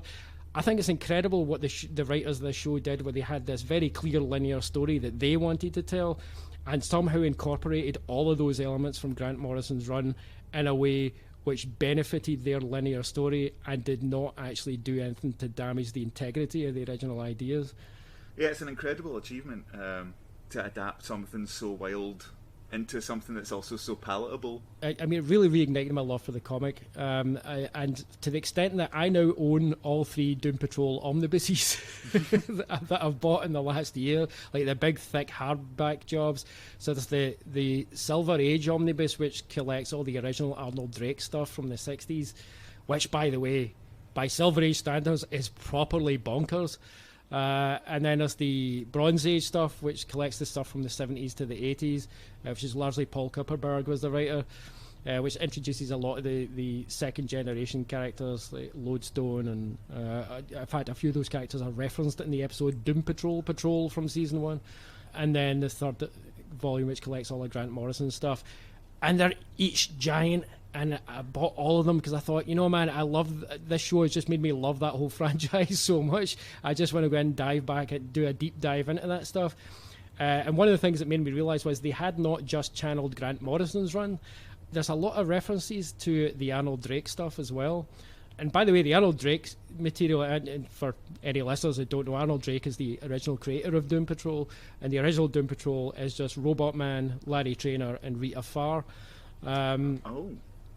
And a lot of the character beats for Rita's character in particular are lifted from Arnold Drake's writing, not from the later stuff. And in fact, of course, Rita does not appear really in Grant Morrison's run because, spoiler, she dies at the end of Arnold Drake's run. She was the whole Doom Patrol was actually killed off at the end of the 60s. But then they resurrected Robot Man because he's basically a brain in a can.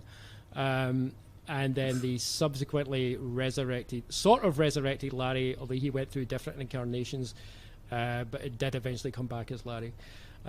Rita Farr has been resurrected, but not until, I think it's like 2007 she's resurrected, so she's not a full-time character throughout the entirety of the Bronze and Modern Age up until that point.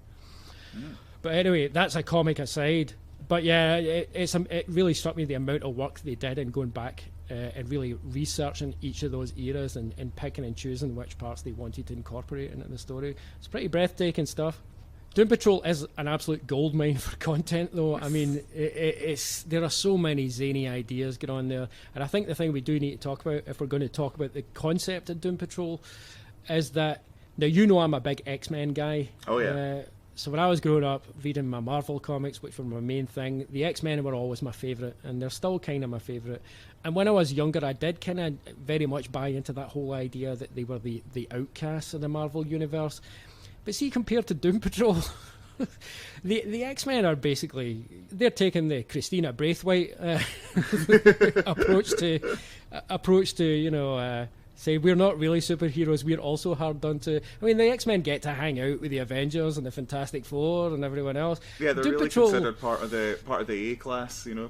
Exactly, they're still part of the upper strata of Marvel superheroes, no matter which way you shake it. So, whereas Doom Patrol, that's not really the case. Doom Patrol, DC has always maintained that integrity, that Doom Patrol really are oddballs, and they really are outcast, and they really are on the fringes of the DC universe. Grant Morrison also got great quality out of this, because any time, and it only happened very rarely, when any of the DC big hitters would turn up as guest stars, he would always make a point of making it very clear that, you know, the big hitter superheroes were very much out of their element dealing with a Doom Patrol storyline, because they were just not prepared for the level of oddity that Doom Patrol had to deal with. Like, for example, I remember one in particular, there's a storyline called I think it's the painting that ate Paris, something like that. And that storyline is actually slightly referenced towards the end of the first season of the show, in the way that Danny the Street ends up in that painting. It's a similar thing that happens in the comic, except it's the entire city of Paris that gets kidnapped and ends up inside this painting. And the Justice League are initially called in to see what's up, and you got like Animal Man and Booster Gold and the Martian Manhunter, and they're all sitting about on this beach looking at this painting going, yeah, what the hell are we supposed to do here? And then the Doom Patrol turn up, and Animal Man is like, all right, it's cool, the Doom Patrol are here, they'll understand what to do. And I think one of my favourite moments is Animal Man says to Cliff as he's walking up, you must be Robot Man, to which Robot Man replies, and you must be the guy who states the obvious. From then on, Doom Patrol are like, just stand back, we'll deal with this. And they end up going inside the painting, while the Justice League are just kind of standing around going, but what the hell are we meant to do? Should we go in the painting? What happens here? And they eventually just end up leaving Doom Patrol to it. And it's stuff like that, where Grant Morrison's ideas are so off the wall that it's like, now you guys are not ready for this conversation yet. But the show itself does a great job of that, because we really get the sense in season one that this is not really a superhero team, or at least not in the sense that we're used to seeing, because they're not actually, first of all, even recruited as superheroes. They are literally recruited as a bunch of broken people, a bunch of broken oddities, and that's literally where they are. I think that was one of the things in the first couple of episodes. I was like, well, actually, it's the end of the first episode when the chief is kidnapped and then the whole of the town disappears up a donkey's asshole. Yep. And Jane decides, no, I'm going to go rescue the chief, I'm going to sort this. And you really get the sense, okay, these people are actually out of their element. They have no idea how to do this superhero thing. And while that to some extent has been kind of done before, like in previous superhero franchises, we do get that sense of, okay, that this is their first time out kind of thing. The stakes are never anywhere near as ridiculous or as, you know, usually these characters get broken in slowly. Like Spider-Man will take out a few petty criminals, you know, that kind of thing. Whereas Doom Patrol, they have to deal with an entire town disappearing up a donkey's asshole. And it's like, well, if there's... I can't think of a more firm statement by this show as to where it intends to take us. The start of episode 2, when Cyborg turns up and he just sees Cliff running around after a donkey. I think it's a totally, like, beautiful metaphor for the audience's introduction to the show. So I think to a degree, Cyborg is like the audience's sort of eyes, in at least at first, in the manor. He's kind of the straight man. Yeah, it's like, because he's the hero you expect. He's like the he's Cyborg, recognizable hero. Yeah, Cyborg in the show, for anyone who's not seen the show. And if you've not seen the show, I don't know, are we going to spoil it? We're spoiling it here. We're definitely spoiling season 1 at least. Okay, right. Spoiler alert, siren. So yeah, but if you're happy to hear stuff about it, you could have the whole fucking show explained to you, and it still wouldn't stop it being hilarious. No, absolutely. But yeah, Cyborg here is represented as being pre-Justice League. He's kind of young, he's only recently got his cybernetic implants, he's working his way up. His plan is to join the Justice League, and he ends up going to go and find the Chief when he finds out that Niles has disappeared. And his introduction to what he thinks is going to be, I guess, a superhero team is just amazing. And he realises he's not dealing with a superhero team, he's dealing with a collection of utter fuck-ups. Yeah, absolutely. And actually, the relationship between Cyborg and Robot Man is particularly inspired in terms of the writing, because there is immediately that parallel that the writers draw, that Cyborg is essentially the high-tech Robot Man, and so there is kind of that implied rivalry right away, and that kind of implied, which they do end up exploring in the second season, that inevitable part of Cliff that's like, well, why can't I be upgraded? You know, why can't I get this cool stuff? And it's these kind of what really are existential situations for the characters, but they are presented in this way where it's almost like, hey, how come he got that cool toy? I want that cool toy. And it's one of the things, bizarrely, which we're talking about two guys who are essentially more machine than man, to quote Obi-Wan Kenobi. It's simultaneously bleak and hilarious at the same time, and that's something this show pulls off all the way through. Shall we talk about the characters? Because you can't really talk about the show without going in depth into the characters that make the show. This is certainly true, and I will say, one of the great things about this show is every single one of these characters gets a spotlight at some point. There's no sidelined characters in this show. Like, every member of Doom Patrol, and including the Chief, they all get their moment to kind of shine. And this is going to sound bizarre, but hey, this is Doom Patrol. You're going to have to deal with this. This is a show that also, as much as it is a madcap superhero show, and also a madcap comedy, it's also kind of a soap opera. Like, the relationships between the characters are fundamentally very human, and they're played for all of the melodrama they're worth, and not once does it ever feel cheap. I think one of the main reasons for that is because every single one of these characters is so well drawn and so well realised. So for the first episode, I think our entryway character, if you like, is Cliff Steele, Robot Man.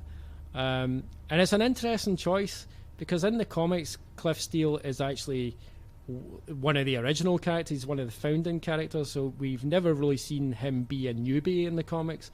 But it's a good choice, because I feel like sticking a brain inside a tin can is a good metaphor for how this show is treating us as an audience. Yeah.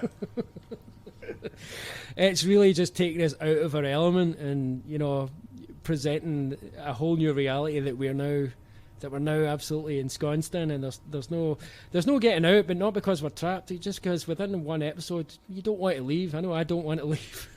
Yeah, so Cliff is a NASCAR driver, right?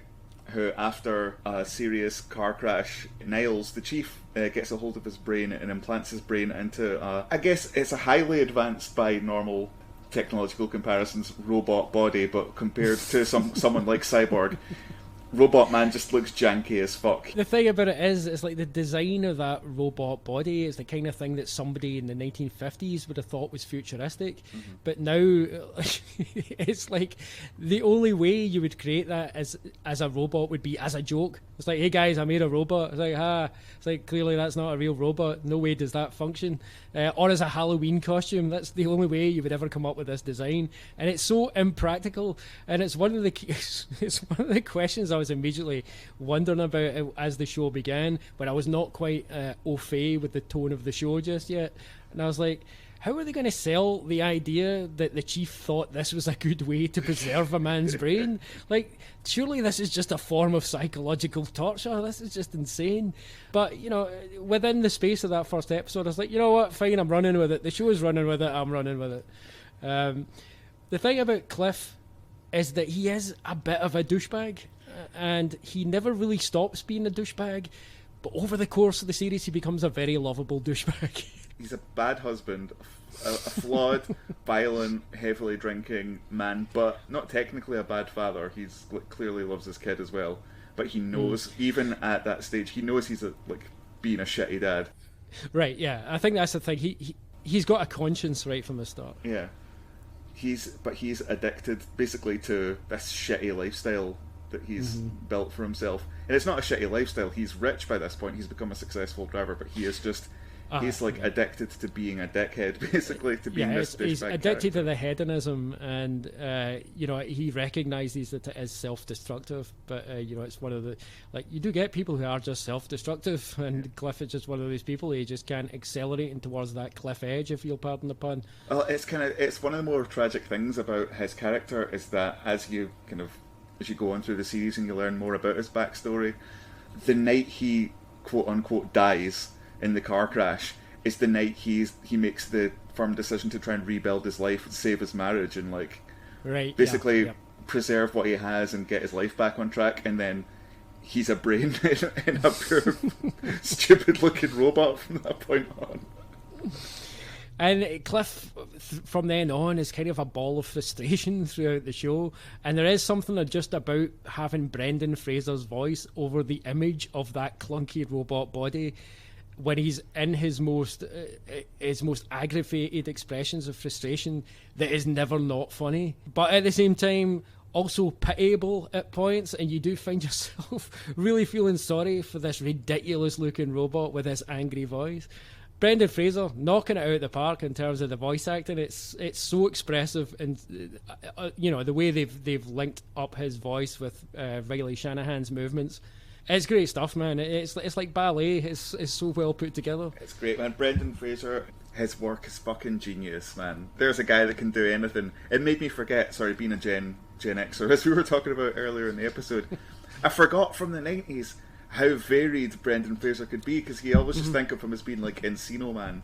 Well, it was called California Man, but if we've got any, US listeners, from like the Encino Man and like Airheads, where he was just like sort of douchey comedy, to then being like action hero guy, in the Mummy kind of stuff. He did a lot of hard drama in the 90s as well. Yeah. He was in a movie called School Ties, which he was amazing in. It was a very dramatic role. He was also in Of Gods and Monsters with Ian McKellen, which is a really dramatic movie. He was great in that. Yeah, the guy's got fucking range. He's got serious acting chops. He's a genuinely talented actor.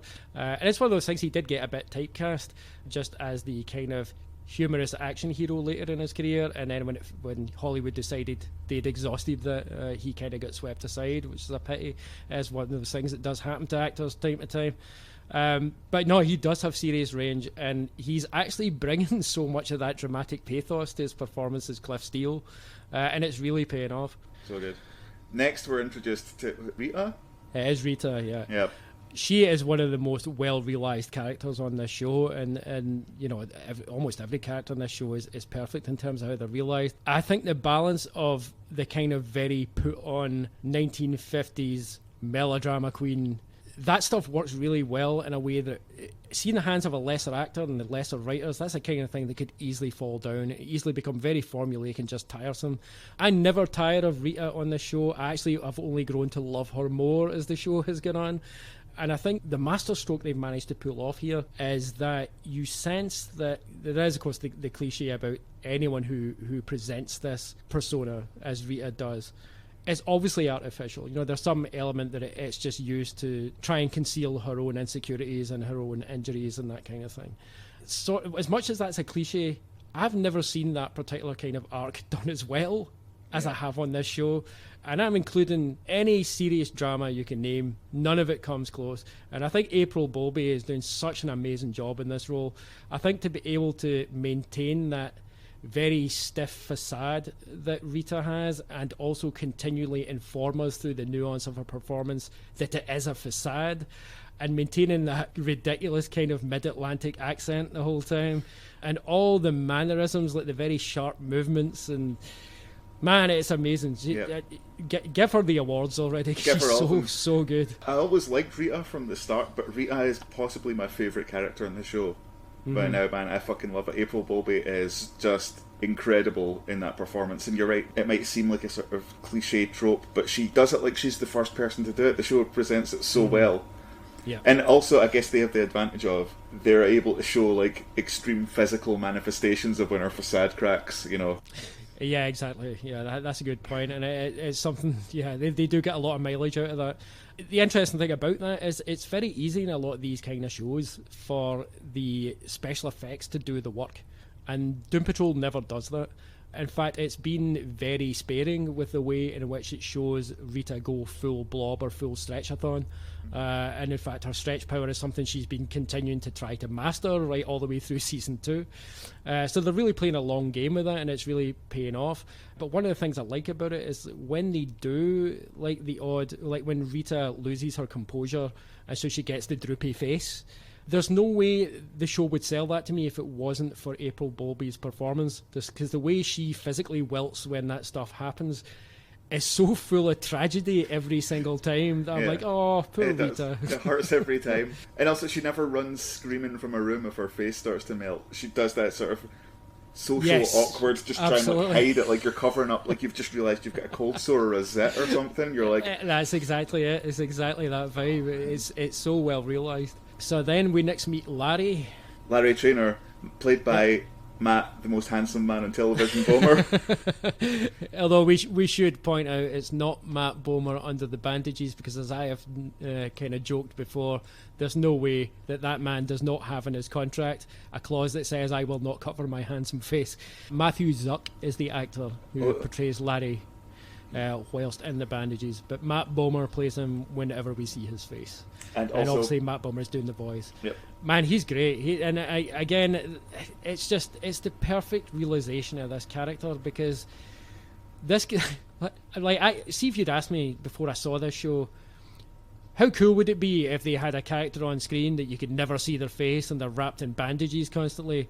My first response would be like, well, there's going to be a limit to how much that character can emote for a start. If you never see their expressions, you're really limited to how you can make that character elicit any kind of emotional reaction from the audience.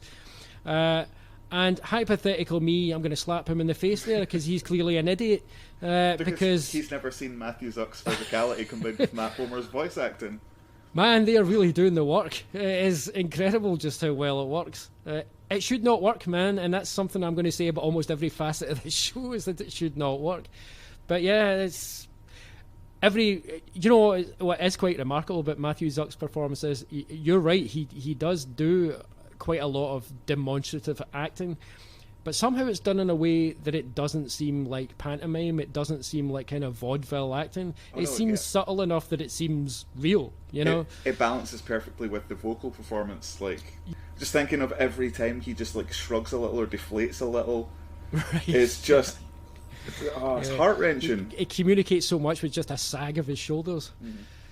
Some great stuff with Larry's character, like they've made him a gay man in this show, which he's not in the comics. I was not aware of that. Yeah, well, it might be one of those things that's kind of retconned later in the continuity, but certainly, classically speaking, historically speaking, Larry Traynor was not portrayed as a gay man, as far as I'm aware. Yeah, and so it adds some extra pathos to his story, being that we are in the early 60s, where his origin story takes place, and the fact he has this secret boyfriend, and yet he clearly still loves his wife, loves his kids, but there's that kind of tension where he's, obviously very afraid of being found out, being outed, and then how he feels that he had, later in the series when you see him reckoning with what he feels is neglect of his family is because probably he was bringing a lot of that tension into the family home. And these are really kind of deep storylines. That's exactly the kind of stuff you see in these quote-unquote serious drama movies that critics take 100% seriously.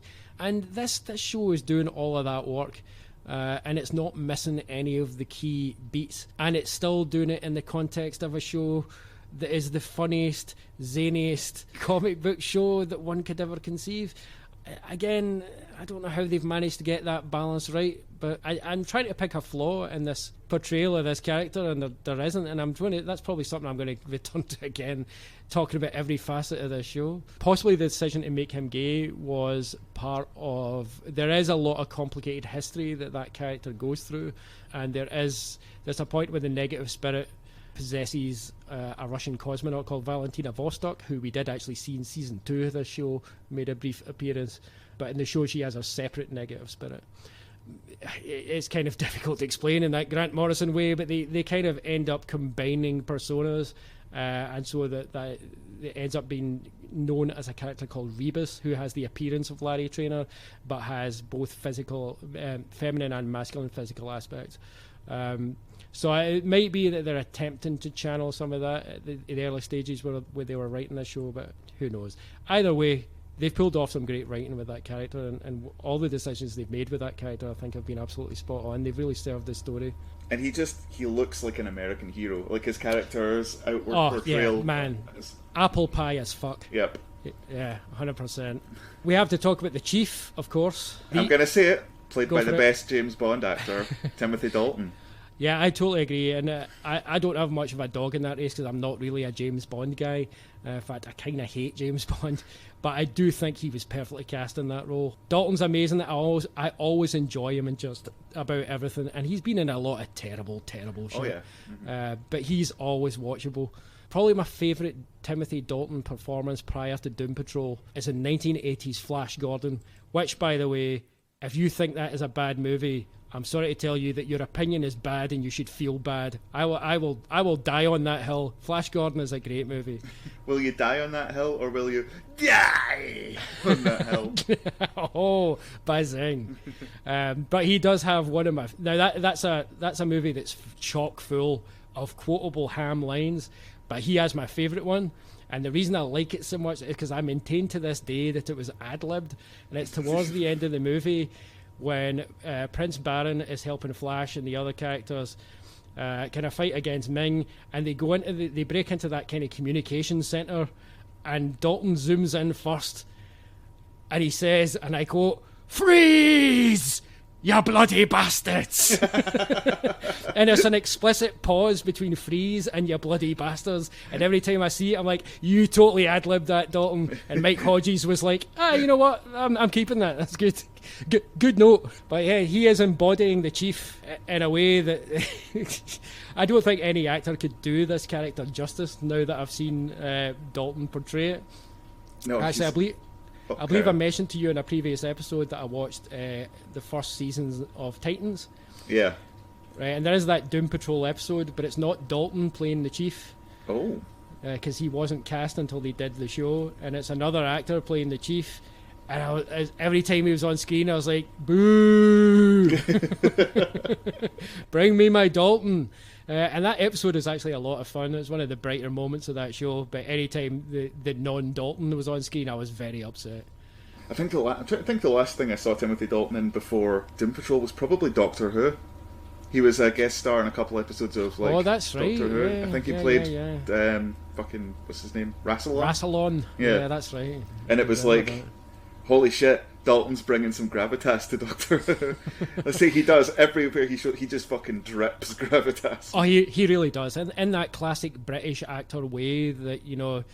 And I guess this is one of the things that Americans love about that standard of actor, is that you insert one of those actors into production and he does automatically bring that kind of gravitas. It's like when you cast, you know, Patrick Stewart, or you cast, you know, Jeremy Irons, or any of these guys. Americans absolutely love these actors because you just have to have them speak one line and automatically the audience is like, oh, well, this is a serious guy. I completely believe everything this guy says. And it seems they take whatever the production is ultra seriously. And Dalton, to his credit, is one of those actors that I think no matter what production he is in and no matter what character he's playing, he brings his A game every single time. Yeah. And I don't know how an actor, I mean, when you've been acting for decades and you've kind of seen and done it all by this point, to still turn up on the set and give it your all regardless of what the character is and regardless of how ridiculous it might be, to actually put yourself in that space, like, no, I am the Chief, I am delivering this, like, this is what I believe. You know fine well Timothy Dalton has got in his mind a backstory for the Chief that works for him, and he's absolutely channeling that every time he's delivering all these lines.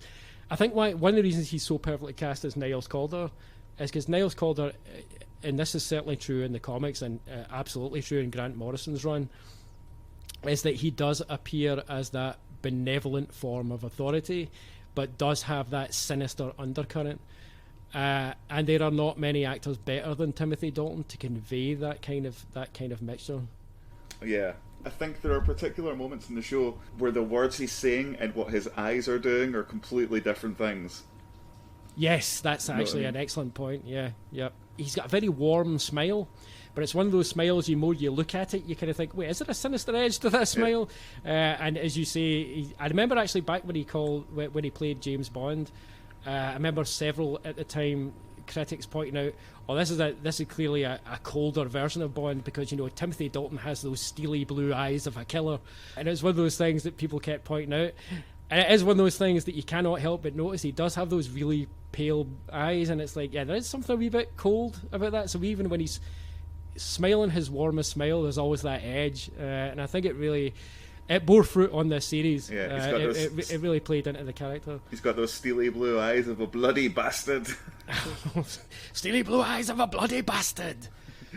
And he's got that velvety voice as well that is, you know, you kind of it kind of lulls you into, you know, you just want to be lullabied by that voice.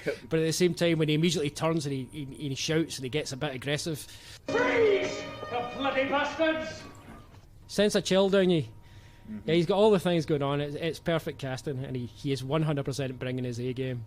And then we meet Crazy Jane. So of course we have to talk about Crazy Jane, and this being one of the things that really attracted me to watching the show. I'm a huge fan of Diane Guerrero. I think she's an incredible actor, and I'm really stoked that this show is letting her really explore her range, because she gets to be many different characters in the course of being one character, and she's doing an incredible job. And I don't know if you agree with this, but to me, this is Tatiana Maslany levels of pulling off multiple characters. That's exactly the phrase I was going to say that about another actor. I was literally going to say she's gone full T-Mass, man. Yeah, she's really pulling it off. And even though I really enjoyed her as an actor before this, I wasn't 100% sure that she'd be able to pull this off with quite the aplomb that she'd been able to do it, but she's been amazing. The shifts between the different characters, man, it's so good. It's actually to the point where the show does this thing where it has this kind of wavery effect that they put over her face digitally whenever she's changing personalities. I sometimes think that's undercutting her work in a way, because you kind of don't need it. Yeah, it's unnecessary. Her physicality and everything, the way she holds herself and moves, just turns on a dime. Like, yeah, totally. You instantly know when she's morphed into another persona, and once you've seen a few episodes, you instantly know which of the personas it is. What I like as well is, so do the other characters, because there's times she'll be walking up and they'll address her by whatever persona's in charge. Right, yes. Usually they can spot Hammerhead coming a mile away, you know. Right. That's a good point, actually, yeah. And that's a nice touch. Actually, that what you've just said there has reminded me of something I really wanted to say about what I love about this show, and it's one of the cheesy, corny things that some people say about the show that they're a biggest fan of. I'm not going to attempt to conceal my fangirling here. I love that this show makes me feel at home with the characters, that it makes me feel like I'm part of that broken, dysfunctional family. And that touch that you just mentioned, the fact that the characters do have that kind of reading of each other, that they do get used to each other, they do get to interpret each other that way. Every time that happens, and every time I notice it happening, I'm like, oh, right, I'm part of this. I totally get what's happening here. I feel included, and it hits my sweet spot every time. And to pull up the X-Men analogy again, it's that thing that the people always say about the X-Men, about it being fundamentally a family. I feel like this show hits way more of that spot than the X-Men ever does. Melodramatically speaking, for all of like the kind of insults and the zingers that they hit each other with all the time, like the kind of quiet moments of affection they have as well are just so heartwarming. Like they carry that balance so well. It's just and there are zingers. There are zingers a fucking plenty in this show. Non-stop zingers. And what is particularly amazing is none of those zingers ever really detract from the undercurrent of whatever the main emotional note is for the scene. You know, I'm thinking particularly, see the episode Therapy Patrol, which I think might be my favourite episode of the first season. In fact, it might be my Eye of the Duck of season 1, and we'll let David Lynch explain once again what that means. Looking at a duck, and you start wondering about a duck. The eye is in the perfect place. If you move it to the body, it would get lost. If you move it to the leg or the beak, it's two kind of fast areas competing. Even though the eye is the fastest, it's the little jewel I believe every film has the Eye of the Duck scene. Thanks for that, David. Concise as ever. David Lynch remarkably concise there. I wonder what happened to you. More than one cup of coffee this morning. Yeah, I think Therapy Patrol is my Eye of the Duck of the season, because for me it ties together all of the things that I think are integral to this show. So there is the family dynamic, and it really hammers home just how broken each of these characters are. And there is all the humour.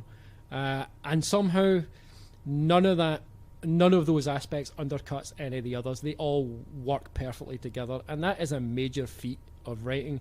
I mean, for anybody who's ever attempted to write any form of fiction, believe me, I can tell you, see, combining these elements, it's incredibly difficult. And for writers of movies or TV, I think it's doubly difficult, because you're dealing with the way in which actors interact with each other and the way in which they display emotion, all this kind of stuff. There's so many variables there that could offset the tone of introducing your humour into what's otherwise a dramatic scene. It's a work of magic, this scene, for me. I'm particularly talking about the scene where they all get together at the end and try and discuss their problems. It really is a work of sorcery for me, because I don't know how I can only assume that scene must have taken a hell of a lot of redrafts and a hell of a lot of energy to write, and maybe it went through a lot of rigorous rehearsals. I don't know, I could be completely wrong. Maybe it just all fell together. Either way, it's an incredible thing they do there, because I feel terribly sorry for every single one of those characters in that scene, and at the same time I am laughing aloud at every single one of the zingers. And it's one of those scenes where I'm like, oh, I was laughing too much at that bit there, I better rewind and see what did I miss there. This show has so many of those moments, though, that we have to go back and watch. You know, there's always moments of comedy that are undercut by some of the most disturbing concepts. And this show is, the hand it plays with these things is so deft that, I tip all my hats to it. Indeed, and especially the more you learn about Jane's backstory and why she is the way she is, and you start to learn about the underground, it gets really fucking dark. It's harrowing. It's legitimately harrowing. And that episode, Jane Patrol, where Cliff follows Jane into the underground and meets up with all the other personalities, there's an incredible amount of humour in that episode, and yet it is definitely the least funny episode of the season. Easily, for me, the most disturbing episode. But still, none of those elements seem out of place. I don't know how you do that. It's incredible writing, and it's incredible. The actors are so on point. The relationship between Cliff and Jane is one of the strongest in the show, but I think it's solidified in that episode. You really feel that they've bonded. They've made a very deep bond in that episode. And of course we know that Jane had a problem with Cliff earlier in the season, because, you know, there's the act of extreme comical violence that Cliff inflicts on the Nazi guys in the Puppet Patrol. Man, all these words coming out of my mouth sound absolutely ridiculous. He tears a Nazi in half. Then beats another guy to death with the severed half. And that freaks Jane out, because it reminds her of the kind of violence that could be bubbling under the surface of any of her male friends. And it's dealing with quite deep subjects there about the aftermath of trauma and all of these other things. And not in any point of the show do any of those things feel cheap. They all feel like they're honoured properly. They all get, like, you know, the opposite of what I was saying about Lovecraft Country earlier. They all get their space to breathe, every single one of them. Season 1 of Doom Patrol, at least, was I believe 13 episodes or 15 episodes? 15, yeah. 15 episodes. So it has like 50% more episodes than Lovecraft Country has to explore something in a season. But even... Well, I mean, if you look at Season 2 of Doom Patrol, I know we're talking about Season 1 at the moment. Season 2 was cut short because of everything going on. Because hashtag 2020. And that didn't stop them giving everything room to breathe and time to develop properly. There's no rush at any point. As frantic and madcap as the show is, nothing in it's ever rushed. And then, while something's developing, something completely fucking absurd will happen. and you'll have 2 episodes where there's a giant destructive eyeball in the sky, and they have to go back in time and have one of Jane's personalities create a cult in order to... You want to create a cult around something called the Recreator in order to fight something called the Decreator. That is some weak sauce. Can we just take a moment to appreciate Mr. Nobody's retort to that? Yeah. Well, I'm no L. Ron Hubbard who has the time. Oh, let's take a moment then to talk about the antagonists. Mainly in season 1. Yeah. Mr. Nobody, played by Alan Tudyk. So in a sense, Mr. Nobody is the first person we meet on the show, because he is essentially the narrator who is kind of guiding us through the world of this show. It's a particularly ingenious move on the part of the writers there, because Mr. Nobody is easily, in a show that has no shortage of weirdness, one of the weirdest creations you'll ever see on screen. And so to have him as the narrator, yeah, it does throw us right into it. And he sort of sketches over his origin in a way that's like, okay, so I guess I'm just going to have to accept what this show is throwing at me. And it's Alan Tudyk, and we can sing Alan Tudyk's praises for a moment. Man, his delivery of each of these lines, and this is before we even get to see him in the flesh, even as just a voiceover, he's immediately engaging, because he has first of all, he has one of those voices, right? It's got that sinister edge to it, but it's also got that irreverence to it, that it's like a mischievous friend leading you into a land of mischief. And that's one of the elements that really pulled at that child inside me. That's like, okay, I'm ready to go on this journey. In a way, it's doing some very simple things, but it's the way that it's written is what's clever. It immediately undermines the show that it's narrating as well, because yes, yeah, I think that's within seconds. Alan Tudyk's Mr. Nobody voiceover is kind of slagging Doom Patrol. Like, he's a very fourth wall breaking villain. In case anyone was unaware, he knows it, but not really in like a Deadpool style. I was trying to think of another famous fourth wall breaker, and Deadpool was the first one that came to mind. John Byrne's She-Hulk. Yeah, he knows everything that's going on. He knows that it's a TV show that's being watched by people. He knows it's in the DC universe, and he thinks it's ridiculous. Yeah, he thinks Doom Patrol is ridiculous, and that as a cast of characters, they're ridiculous. And he kind of thinks you're ridiculous for watching it. Right. Which is a stroke of genius. I mean, I think one of the things I was kind of seduced by this show on was that tone, because people talk a lot about modern comic book adaptations, particularly superhero adaptations. There's a tendency for these adaptations to kind of give it all this talk about how they are sort of doing new things with the superhero genre, like they're being innovative and they're kind of looking at it from fresh ways, and a lot of the time that simply ends up as removing all the joy from these things. And I'm looking particularly at you, Christopher Nolan. I mean, the last thing Batman for me should ever be is too serious, because if Batman becomes too serious, you're literally only left with the fact that he basically is just a self-appointed proto-fascist, essentially. And there's nothing very enjoyable about that. What Doom Patrol does is it legitimately innovates on one of these adaptations by really subverting your expectations right away. Certainly it subverted mine, because as I said, I went into this thinking, well, it's going to be a DC TV show, I'm not expecting much. Mr. Nobody, within the first 2 minutes, predicted my thought and said, yeah, I know, this is a ridiculous superhero show, join me as we kind of take the piss out of this superhero show. And I was like, alright then, fair enough. And it was a double bluff, because I ended up absolutely, utterly loving the show for what it was, which of course was Mr. Nobody's plan all along. The thing you were saying about Alan Tudyk's voice being that sort of sinister but also kind of mischievous, to make a note of that, he also voices the Joker in the Harley Quinn animated series, which is also in DC Universe. Yeah. And that's another show that I don't know if the writers took cues from Doom Patrol, specifically in the delivery of stuff, but it's got a very similar writing style of Doom Patrol. In fact, there's one episode of the Harley Quinn animated series that starts with 2 guys watching an episode of Harley Quinn, and one of them's wearing a #release the Snyder Cut t-shirt, the other one's wearing a t-shirt that says The Last Jedi is not canon. and they're complaining about Harley Quinn TV show. That's pretty good.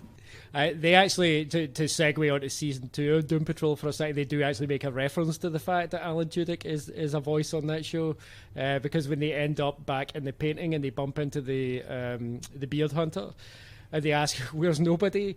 And Beard Hunter says, "I got some gig on some animated bullshit." Yeah. It also contains Beard Hunter, as far as antagonists go, is one of the fucking most horrific villains I've ever seen in a TV show. Yeah, they really played that for the full mileage of how appalling the concept of Beard Hunter is. I was fully impressed with just how far they went with it, right down to the pulling the beard shavings out of the plug hole. Whoa. Man. Can we take a moment here to ask the question, who is the best supervillain to appear in a TV show, and why is it Animal Vegetable Mineral Man? Right, yep.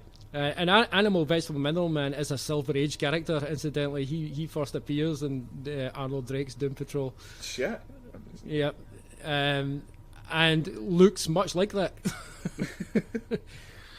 Yeah, I mean, that the origin they provide for him in season 1 is just so perfect. It just made so much sense, and the fact he kept turning up as a background character. Yeah, he has his own arc that's happening in the background of all the main stories. You could just see, like, when he's on TV as being like, is it on America's Dumbest Criminals or something? Right.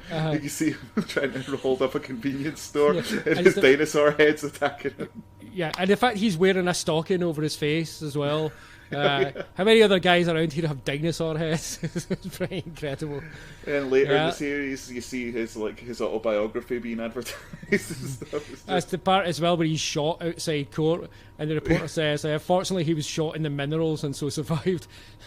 His touches like that are just incredible. I would fully watch a spin-off show that's just his story happening.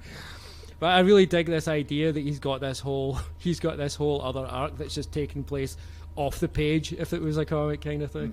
Mm-hmm. It's a genius touch. Speaking of off the page, the whole point of, I believe in the comics, Mr. Nobody, the reason that he can break the fourth wall is because he lives in the white space between the boxes.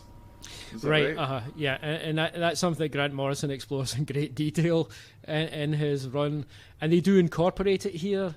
Now, obviously, it doesn't have the same meaning because the white space, it's not a part of the physical medium. Because obviously, when you're reading a comic, it's a genius stroke by Grant Morrison to incorporate that as an idea. And as far as breaking the fourth wall goes, it's one of those examples of it. I think that this is the standard by which all breaking the fourth wall narratives should be judged, because it is a stroke of genius.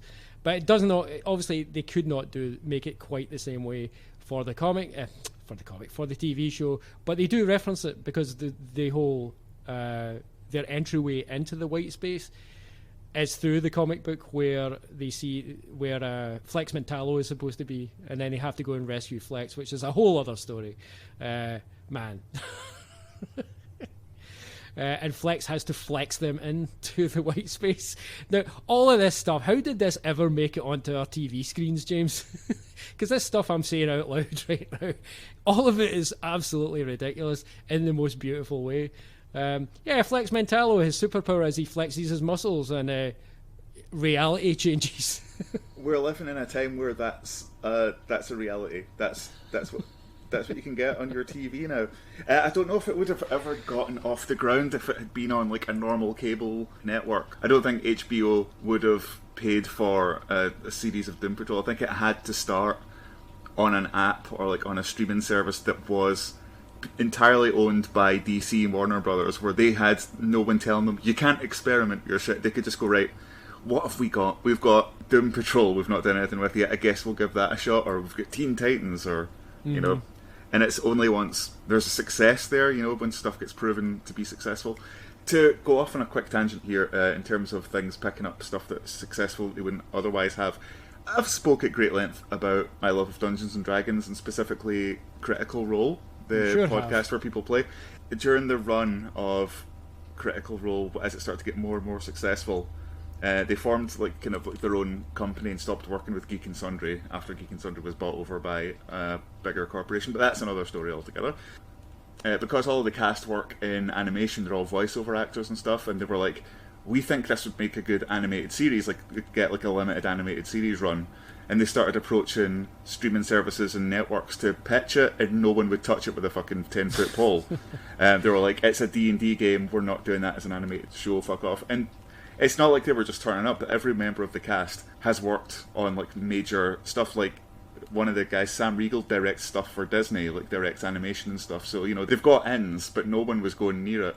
So they did a Kickstarter to try and raise $750,000 to produce a 25-minute special, basically just like a wee like one animated kind of like episode length special about their D&D characters in an adventure they were in, and they raised $11 million on their Kickstarter, which enabled them to basically finance a 10-episode series.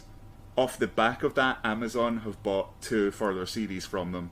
So Amazon's like, that's like an example of like a major network going, oh shit, there is an audience for this. Oh, well, we'll pick it up now. Which I think is kind of what's happened with Doom Patrol, you know, where they've gone, this shit'll never work. Fucking Robot Man, nah, fuck that. And then, like, it was like really well received off the back of DC Universe, and I think maybe that's why when like HBO's gone, oh no, okay, right, so people like it. Now we'll put money into it, you know. Anyway, that was that. Yeah, it's a good point. It does make me feel very good and very hopeful for what's to come in season 3. I mean, depending how, if and when we get season 3, because who knows what's going to happen in this nightmare we currently inhabit, known as reality. It's something to look forward to. I'm definitely excited about it. And it does seem like, as you say, that HBO are going all in on it. So they've committed to this is now they're going to be their second season. So yeah, it's pretty exciting stuff. So we haven't mentioned Jovan Wade as Cyborg. He's doing great work on this show. Oh shit, yeah, I talked about him really briefly at the start and forgot. Yeah, he is, that guy can act. He's really good. And his performance is perfectly pitched, because we do get that sense that he does have the sort of gravitas of a hero, but at the same time, he's also hot-headed, also a bit full of himself, and also, you know, he has this idea when he comes in that he should be the one with the authority.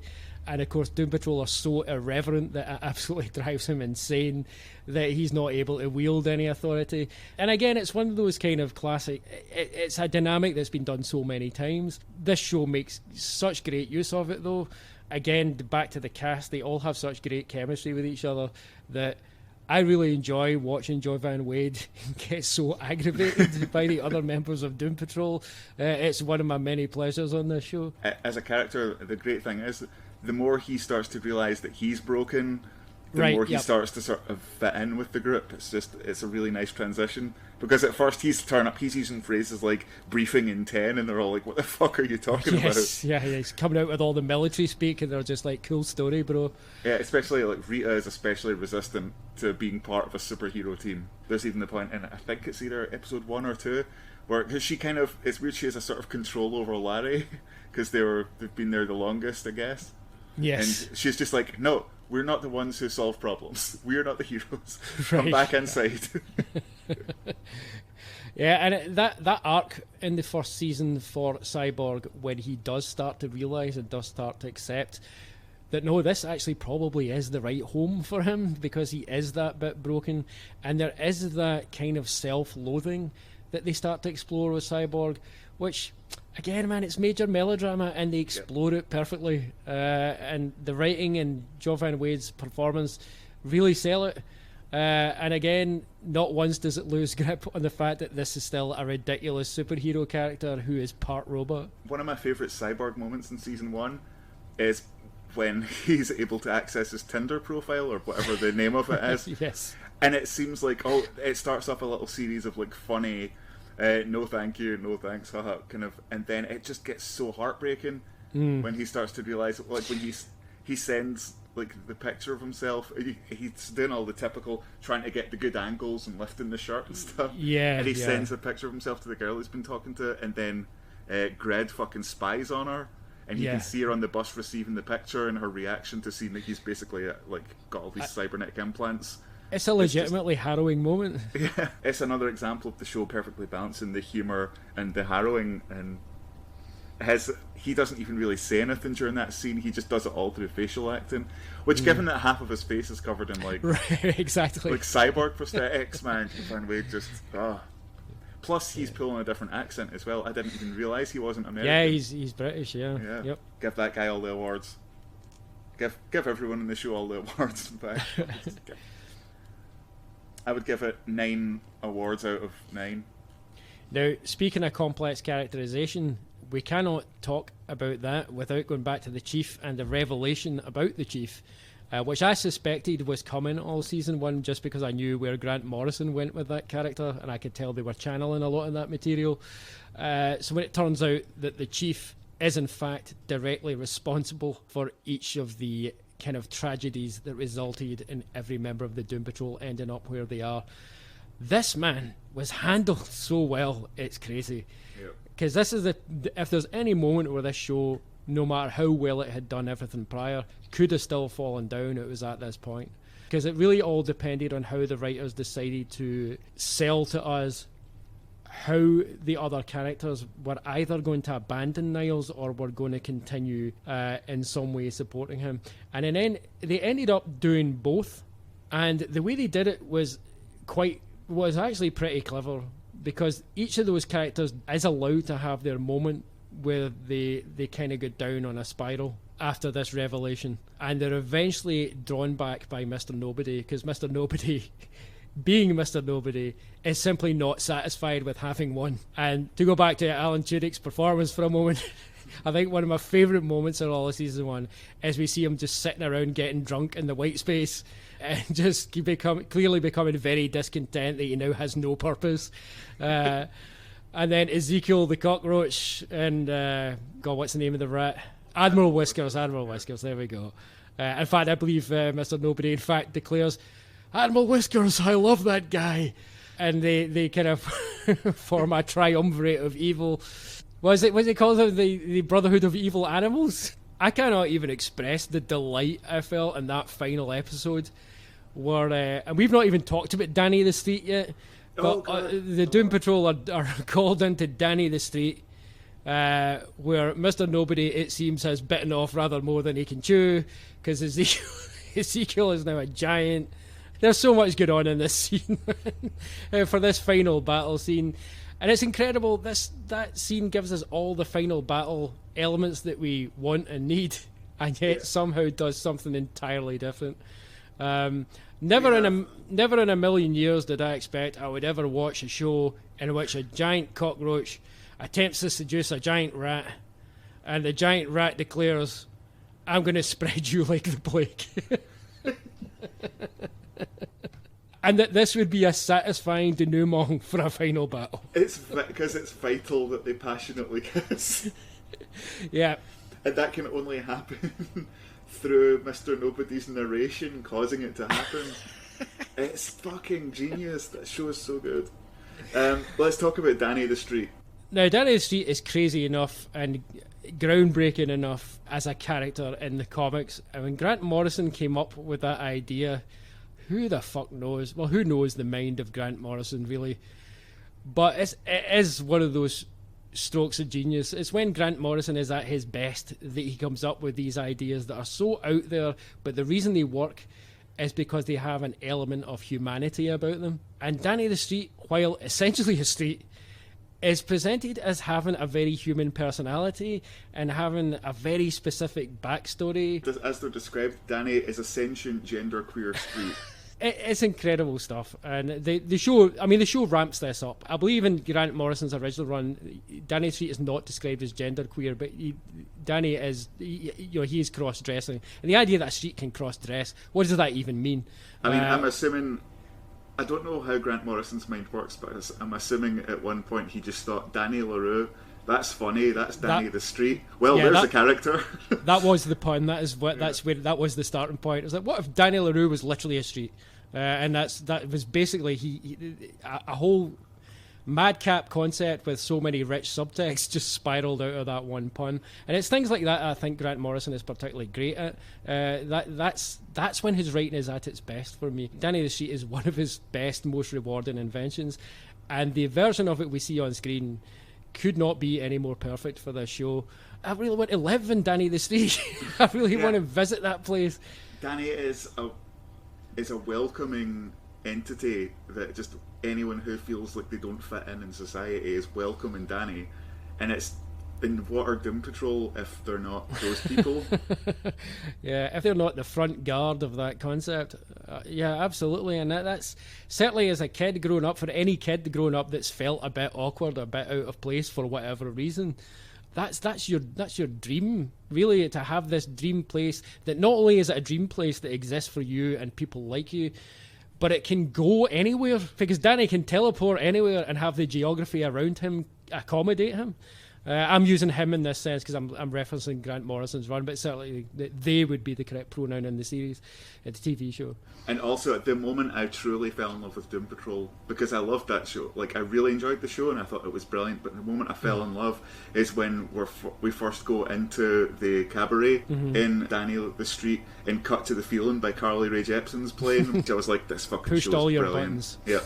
Hit the Carly button for me. It was like, boom, there we go. You've got the Carly Rae Jepsen, you've got the dissociative identity disorder with Jane. It's got all the things you like. Perfect show. So other things I want to mention here, some of the supporting characters that we get, even just in this first season alone, there's a long list of them, and yet, like I say, this is the anti-Lovecraft country, because every one of these characters gets a chance to shine, and it gets a chance in the space to breathe and to really cement themselves as an integral part of the universe. You get, for example, Willoughby Kipling, the occult detective, chaos magician and member of the Knights Templar, and Mark Sheppard really bringing his A game on this character. The show does a really good job of portraying his use of magic as just being fucking weird. And yes, unlike what we were talking about with like Lovecraft Country, where it does the other sense of weirdness, where it's like no, it's just his use of magic is just fucking bizarre and hilarious. There's something particularly good as well about that character in the way he speaks, the way he conducts himself, about being particularly working class. You do not see this very often, particularly with these kind of magic, sorcery type characters. Quite often, certainly classically, they tend to be kind of they tend to be your Doctor Stranges. Yeah, your whereas Zatannas and stuff like that. Yeah, your right. What Dr. Fate is that? That's the big DC magic guy, right? Right. Yeah. He's got a very booming voice.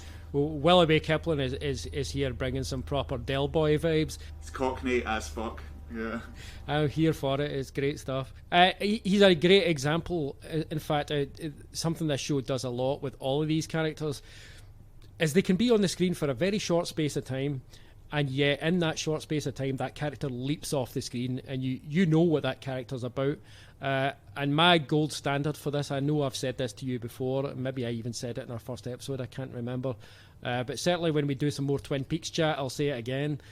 I think one of the best character introductions in the history of all televisual and cinema entertainment is Dale Cooper's very first appearance in Twin Peaks. When you see him on the dictaphone while driving, talking to Diane, and he's just describing what he had for lunch. In the space of that short dialogue, that character leaps right off the screen, and you feel like you know everything you need to know about that character. And for me, it remains one of the strongest introductions of any character on screen. But it's one of the things that this show does a lot. Each of these characters, it's particularly remarkable considering each of those characters is so wildly off the wall, and yet you spend a minimal amount of time with them, so you're like, okay, I know that character now. I mean, by the end of episode 3, I felt like I knew Willoughby Kipling well enough to know where he kind of was going to go. I mean, he could still surprise me, but there wasn't anything in the following episode, or there wasn't anything in season 2 that did not feel untrue to the impression I got of that character in the short time we spent with him in season 1. Right, it just introduced him perfectly. You knew where it was going. Yeah, totally. Who else have we got? Are we going to talk about Baphomet? I think we have to speak about Baphomet. Baphomet is definitely one of my favourite characters. I remember saying to you, you can't wait till you meet Baphomet. when she appears, I was in knots laughing at her first appearance. I was like, this is the funniest thing I think I've ever seen. But at the same time, she's legitimately enchanting as a presence. And one of my favourite things about that was that she was clearly attracted to Niles Calder, had a bit of a crush on him. I was like, you've just presented me with this ludicrous vision of a cartoon horse, essentially, who sings like Janelle Monáe, and you've told me she has a crush on Timothy Dalton, and I'm just like, all right, fine, I'm here for it. It's simultaneously one of the most beautiful and hilarious things I've ever witnessed. But also, like, without even saying anything, you get the distinct impression, confirmed later in the series, that Willoughby is a bit jealous because he's got a crush on Baphomet. This blue cartoon horse head. That was a great payoff in season 2, where it turns out that Willoughby has designs on Baphomet himself. This is great shit. And again, that kind of goes back to the soap opera aspect I mentioned earlier. And I'm so invested in these characters. I don't care how ridiculous this scenario is. I'm 100% invested in Willoughby's emotions here. Yep. It's like, poor Willoughby. I hope it works out. In terms of supporting characters, we cannot pass over this without talking about Flex Mentallo. Oh my god. Flex Mentallo is incredible. Flex Mentallo is a character that, again, straight from Grant Morrison's run, that when you're trying to describe what Flex Mentallo is, it's one of those things that it's classic Morrison, because as soon as it comes out your mouth, it's like the person you're trying to describe this to is like, the fuck are you talking about? Well, he's a circus strongman from the 1920s, essentially. He was in an advert in a comic book, and basically he has a superpower where he flexes his muscles and it alters reality. It all makes sense, don't worry.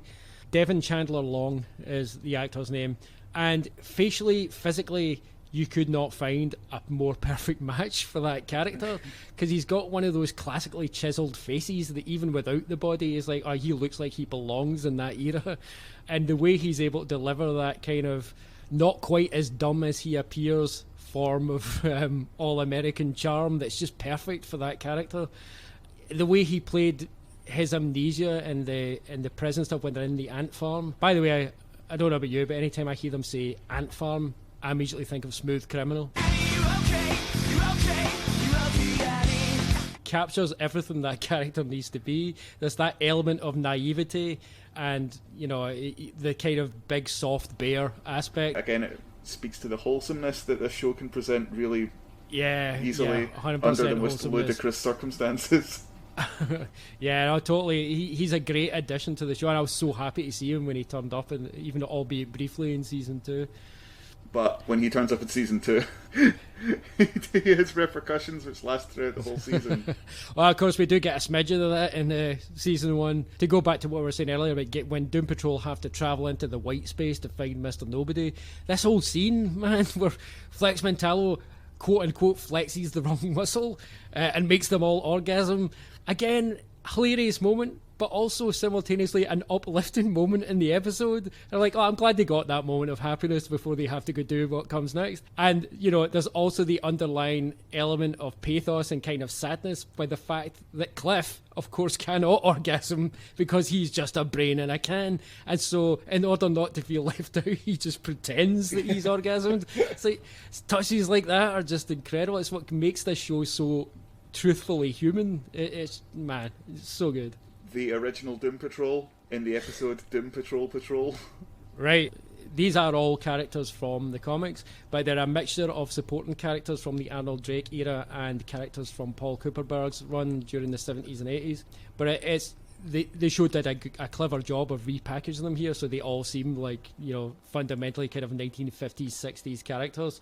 So they do have that kind of golden age vibe, and there's a definite play up to the X-Men comparison going on in that episode, which I thought was particularly clever. Yeah, that episode does one of the best jobs, I think, of the whole season of being an episode that expertly juggles kind of melodrama, like ridiculous comedy, and real horror, so well. That episode has just so many like light and dark moments that contrast beautifully with each other. The ending to that episode where it becomes clear that these characters are basically kind of trapped in their illusion, man, that hit hard for me. That really did, in a way that, I've seen this concept be explored in so many other quote-unquote series movies or series TV shows that kind of treat that with a much more kind of po-facedness. This show really proves wrong the idea that you have to treat certain subjects a certain way. And it is the case that a lot of these kind of subjects do only get explored in certain limited ways. And this show is proven all wrong. This show is proven that you can do anything. You can explore just about any thematic territory.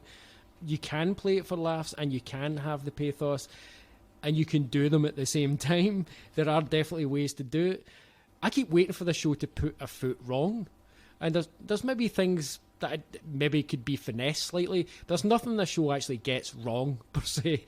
Everything it tries to do, it does pretty well. It's had 2 seasons without having a bad episode. It's an incredible achievement, and I, for one, am super fucking happy that season 3's coming. Yeah, I guess we'll wait and see. Absolute earliest, it's going to be some point 2021. So we'll see what happens. But man, I'm so stoked that it's still alive, because I'm sure, like yourself, I'm so used to falling in love with a show, and then it gets robbed from me after a couple of seasons and just leaves me feeling kind of gutted that there's no resolution. Although, as we have said before, James, even some of our favourite shows that do run their full course still have no resolution. Looking at you, Twin Peaks: The Return. And that does not affect our love of them. In fact, in the case of that show, obviously, Twin Peaks: The Return, that is. It amplifies it. It amplifies our love, yeah, because that's a very unique kind of show doing a very different thing. But that's a conversation for another time, I am sure. So I think that's enough Doom Patrol chat. I have a sneak suspicion that since we've talked about season 1, we might talk about, say season 2. I imagine at some point that will happen, and then when season 3 airs, I imagine we'll do an episode by episode, week by week watch. We will, as we say here in Scotland, be all about that like a Duggan beetroot. Alright, in the meantime, for our next episode, we are going to be having a change of pace. So I think we're going to give our eyes a rest, aren't we? We're going to give our eyes a rest. Give our ears a shot. Indulge our ears a wee shot. Aye, that's what's going to happen. So our next episode is going to be a music-themed podcast. We're not 100% sure on what the content is going to be yet, but for you guys who listened to our very first episode, you'll know we did talk quite a bit about music there, and we do have a habit of segueing off about music. That probably has escaped your attention, so I better point it out here. So I think the idea is each of us is going to choose an artist to talk about, and we're going to spend the podcast explaining why that artist is relevant to the current moment, why they are exciting, and what kind of love affair, metaphorically speaking, we have with them. No spoilers here, guys. We do not have any literal love affairs with musical artists. Apart from each other, James, you're the love affair that I have with a musical artist. You're the only musical bromance that I need in my life. Oh, Craig, you and me could have a rad bromance. Well, we'll see what happens next episode, but no promises. So yeah, if you happen to be a fan of our random music chat, and you think a full episode of that kind of thing sounds like it might be your bag, and worth spending some whiling away an afternoon about us nattering about some tunes and some artists that we admire, then feel free to pop along, and we'll see how it goes. Alright, I think that's us. So James, I have a sneaking suspicion that is possibly a particular portion of the bottle. What say you? Well, the pessimists among us might say that the bottle is half empty, but to me, to look at it, I would say that we still definitively have half the bottle. fSobriety, Episode 4, Doom and Gloom, was conceived by Craig Woods and James Hamilton, edited by James Hamilton, and is a production of Half the Bottle. The theme music is Colossal Estates by Errors, available on Rock Action Records. You don't need to be the Beard Hunter to track us down on social media. Join us on Twitter at fSobrietycast, on YouTube one of these days when James gets around to uploading the episodes to youtube.com/fSobrietypodcast, and yes, Sam Esmail, we still begrudgingly use Facebook at facebook.com/fSobrietypodcast. Are you okay, Annie?